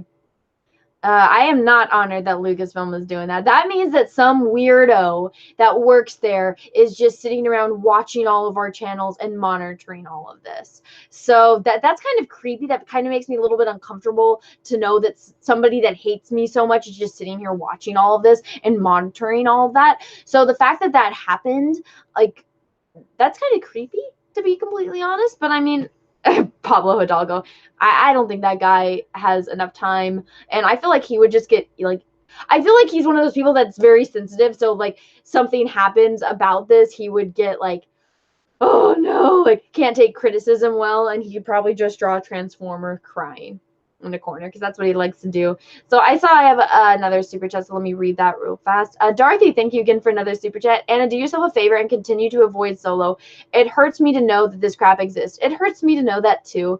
And I'm pretty sure all of you guys are very familiar with my opinion. So I can be civil. I can, have a conversation with my friend that I do not agree on something with and, be an adult about it. And so even though my friend likes it, I have no desire to watch Solo. I watched Mahler's review of it. That's all I needed. It was a very long breakdown, but it went through every single scene explaining, why I shouldn't waste my money or my time. And it was a lot more entertaining than what the actual movie was. And what I've heard from people that saw Solo, it's like, it's kind of boring. Why did I need to know why Solo got his last name? I just thought it was like everyone else. Why is Princess Leia's name Leia Organa? Okay, it's because her, adopted parents' last name, that was their last name. Why is Anakin's last name Skywalker? His mother's last name was Skywalker. It's not that hard. It's like, why does anyone have a last name? It's because you got it from your parents. It's not something that I was losing sleep at night. Why is Han Solo's name Han Solo? It's like, no, that's just the name he was born with. That's what he got. It doesn't bother me, kind of thing. Let's see. The association with the Phantom Menace may register to them as a bad press, even though it'd be amazing press for an employee to come on and address the fans in an open civil way. I agree with you. This person is not an employee, but I guess they could be considered a former employee, which is why they knew the person that they knew, but they aren't. But because, NDAs were signed back in the day, technically can't come on. So there's a couple other people that I know that know George that I might be able to ask if, they can come on and talk. But those people aren't really, that familiar with internet because they're not the same age as me. They're a little bit older than, Jeremy and Ethan. They're about my parents' age. My parents, know how to turn on a computer. My mom, I don't think knows how to do that, but my father does. So they're more in that generation. They're more close in age to George, so they probably wouldn't. And I'm not saying that people that are older don't know how to do that. I'm saying that these people, I know them. They're not very computer savvy, so it would be kind of harder to get people like that to come on as compared to people that I met when I was living in San Francisco that know these people. So in that sense, I completely understand, and I think there was just this is one of the things that I find very, you lose kind of that understanding as compared to talking to someone in person. So this is someone that I was emailing that I knew from back when I was in San Francisco, and they talked to me about certain stuff. So I asked them if they'd want to ever come on and talk, and they were like, yeah, sure. And then there was I don't think that they understood like the difference between coming on and talking to like a couple friends as compared to talking to the whole internet. And so there was a little bit of a miscommunication there. So I completely understand why my guest thought it was a different setting, different situation as compared to what it actually is. Completely understand that was a miscommunication on my part for them thinking that they understood and then thinking something else, and then trying to make things work out. So I understand. I will be more thorough next time. So I apologize, but I thank everyone for understanding, and I thank you all for accepting my guest, even though he was like The Last Jedi. And I was hoping to get him. And again, this is a show that I wanted it to just be me and one other person. So it's not like my other streams where it's like bring Jesse and Jeremy. And I wanted this to kind of be more of an interview type of show, because I think that I really like to pick people's minds sometimes, and I feel the more people, it makes it less room for an conversation like a one-on-one type of thing does. So in that sense, when I do have other guests on this show, it's going to be an interview type thing, and that's something that I really enjoyed watching, because I really like getting down and understanding people based on certain questions, and it tells you a lot about a person based on the questions.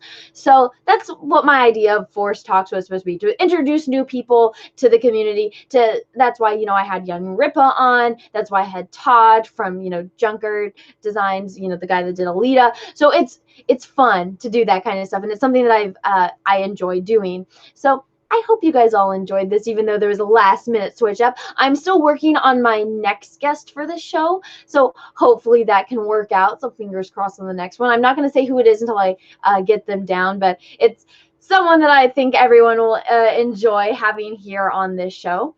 But I've been streaming for a few hours now. I see Stephanie is here, so hi, Stephanie. I don't think I saw you earlier. I could have been mistaken, though. I think you did just join. Hello, Mega Jedi. Thank you for the super chat. Okay, I made it. Here's another $2. Glad to be here. Well, thank you. Thank you for the super chat. I hope you're doing well. I was actually planning on ending this soon.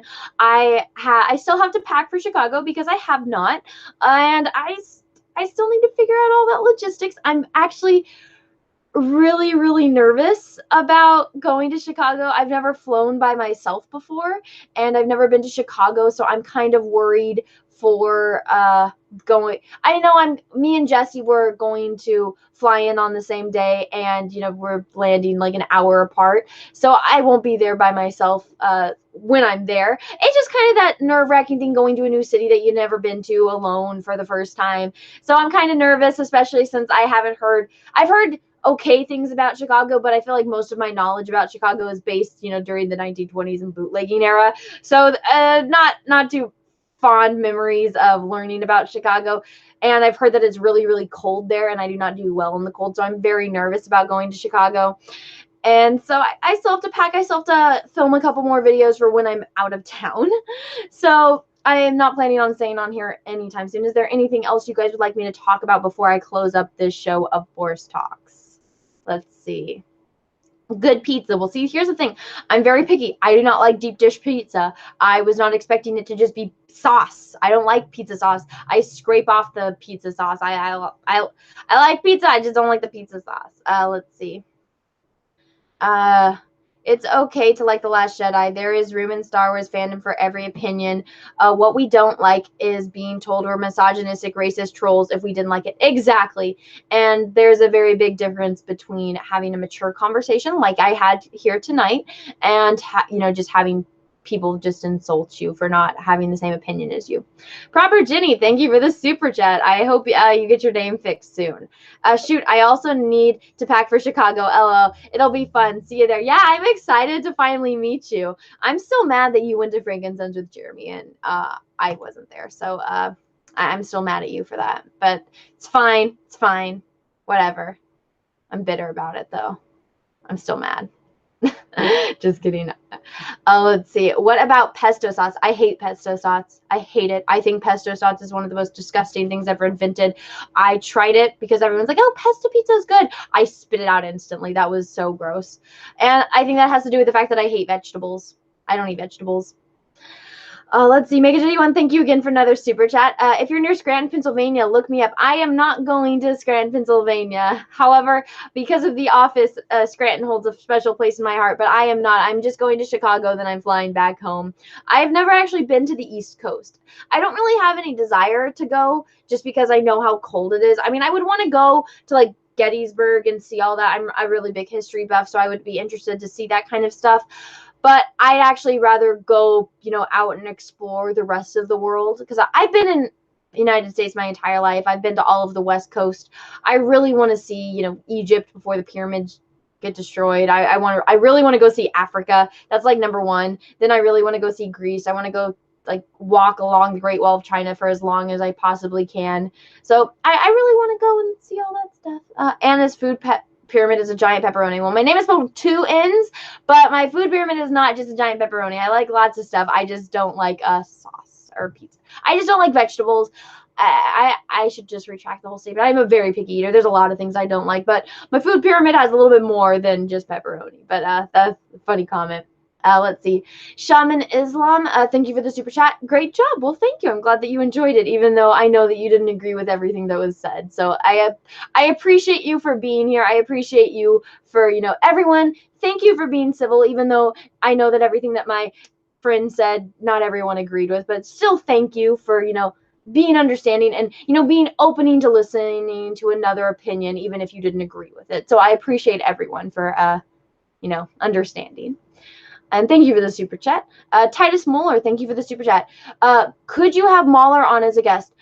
I have only ever spoken to Mahler through an email. I feel it's like kind of intimidating. I don't know too much about Mahler. I know that that would be a very different format of a show. I don't really know. Like I know people have said like in comments they're like, oh, you should go on EFAB. I don't think I'm even at that level to go on EFAB. I like listening to that show. I have like it's too intimidating to even think about being on that show. I like listening to it. I think those guys are awesome. I think that I would be way out of my league to be involved with that. So I mean, I'm open to it, but I think that I would just be kind of just sitting here too intimidated to talk.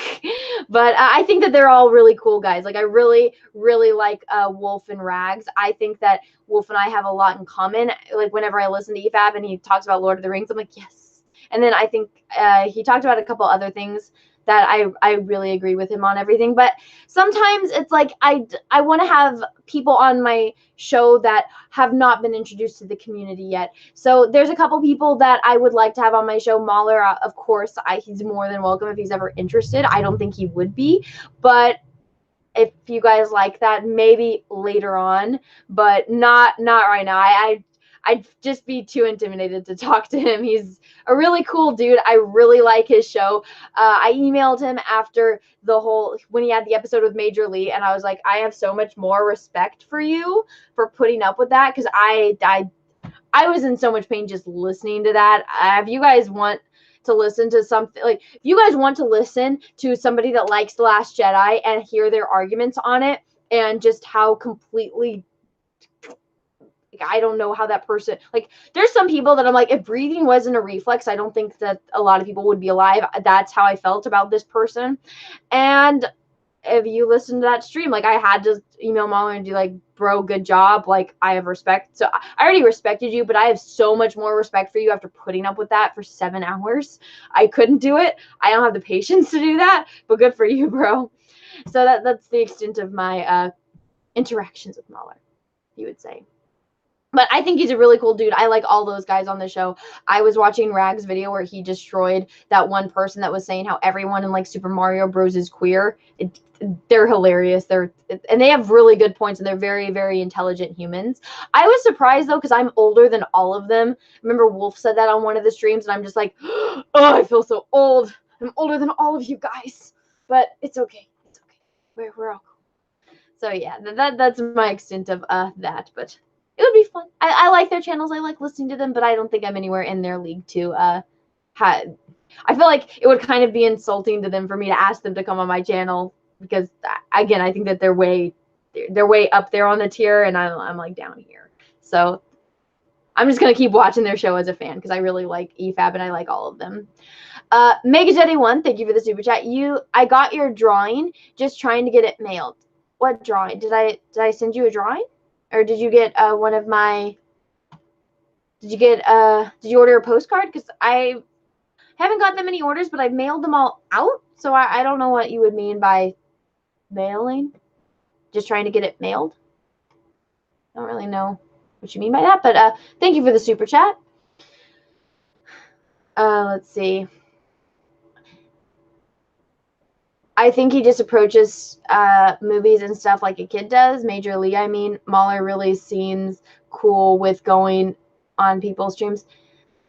Yeah, but I mean, I wouldn't ask that of him just because he is in Wales, so that's a very big time difference. So I wouldn't ask someone of that, especially since we don't know each other. Like when I ask someone to come on my stream, like especially when it's a new guest, like I asked Young Ripa because he was streaming, and I, came on his stream, and he said that he knew me, and I was like, oh, okay, you want to do a collaboration? He's like, yeah. She's like, that sounds like fun. And then when I had Todd on, Todd had emailed me previously because he likes that I talked about Alita, and before that, I had never had any contact with Todd. So I like to start a dialogue with people first before I ask them to come on my show. And this is something that it's still in the works. It's still a new show. So I'm looking forward to where it evolves, but the people that I'm bringing on are people whose opinions I either like my friend, like tonight, he and I don't agree on a lot of things, but we've been friends for years. So I wanted to know his opinion, and I thought it would be interesting to have a conversation in front of everyone with, Eric from Young Ripa 59. saw his videos because they popped up when, all the whole Captain Marvel hype was coming on. And I really liked this guy. I thought he had great energy. I was surprised I had never seen him before on YouTube. And so I thought it would be fun and a great experience to introduce him to, this community and to put him up on my platform and to, talk to him and get to know a little bit about this guy. And then with Todd, it was fun to talk about Alita and to get the inside scoop on what it's like to work on a big budget film like that and the people that he worked with. Todd had a lot of great things to bring to the table, and it was really fun and it was really interesting to talk to him and learn that side of things. So that's what this is kind of the idea of it. It's not something where sometimes it can feel like an echo chamber with just hearing the same people and over again, but that's why everyone's here. People like to listen to, me. They like to listen to Geeks and Gamers. They like to listen to World Class Bullshitters. They like to listen to EVS, Jesse, Ivan, Nerdrotic. People like to listen to streams like that, and so it's fun when we all get together. But I wanted to start something where it's bringing other people in and introducing new faces and kind of bringing new stuff to the table, if that makes any sense. That I hope that I brought that across. It's kind of like you can look at the same painting for years, and then you go to a new art museum that's like maybe a different style, and you get introduced to new forms of art, and it's a new way of looking at things. So that was my idea behind doing this show and getting to know people. So I do still plan on having people that are parts of the Fandom Menace on the show, but it might be a little bit later down the line. Let's see. Make it to D1. Thank you for the super chat. I drew something for you. Trying to mail. Oh, okay. Oh, that's so nice. Thank you. I love getting art. Thank you. I'm really excited now. I don't know what you drew, but I'm excited. Thank you for the super chat. Let's see. Please hit that like for good karma. Well, thank you, Stephanie. Thank you. Let's see. True that, Anna. Okay, gotcha. Cool. Let's see. I just watched The Knight. What a great movie. The best of all superhero movies. I'm assuming you're saying like The Dark Knight. You watched The Dark Knight, except maybe The Dark Knight Rises. I prefer The Dark Knight to The Dark Knight Rises. I actually didn't like The Dark Knight Rises very much. I did not think Anne Hathaway did a good Selena Kyle. I did not like her portrayal. And I like Anne Hathaway as an actress. I really liked her in Princess Diaries and The Devil Wears Prada. I don't think she's bad, but she's just not Selena Kyle. So that kind of ruined it for me. But everyone, it is almost 8 p.m. here in California. So I'm only going to go a couple more minutes, and then I'm going to say good night to all of you guys. So is there any closing things you would like me to talk about before I say good night to all of you guys? Let's see. Like healthy food for Bane, healthy food. Can't Bane even eat when he has his mask on, or does he always have to have like the things pumped into him? And Bane was never my favorite villain, even when he was in the animated show. It just didn't do much for me. Let's see.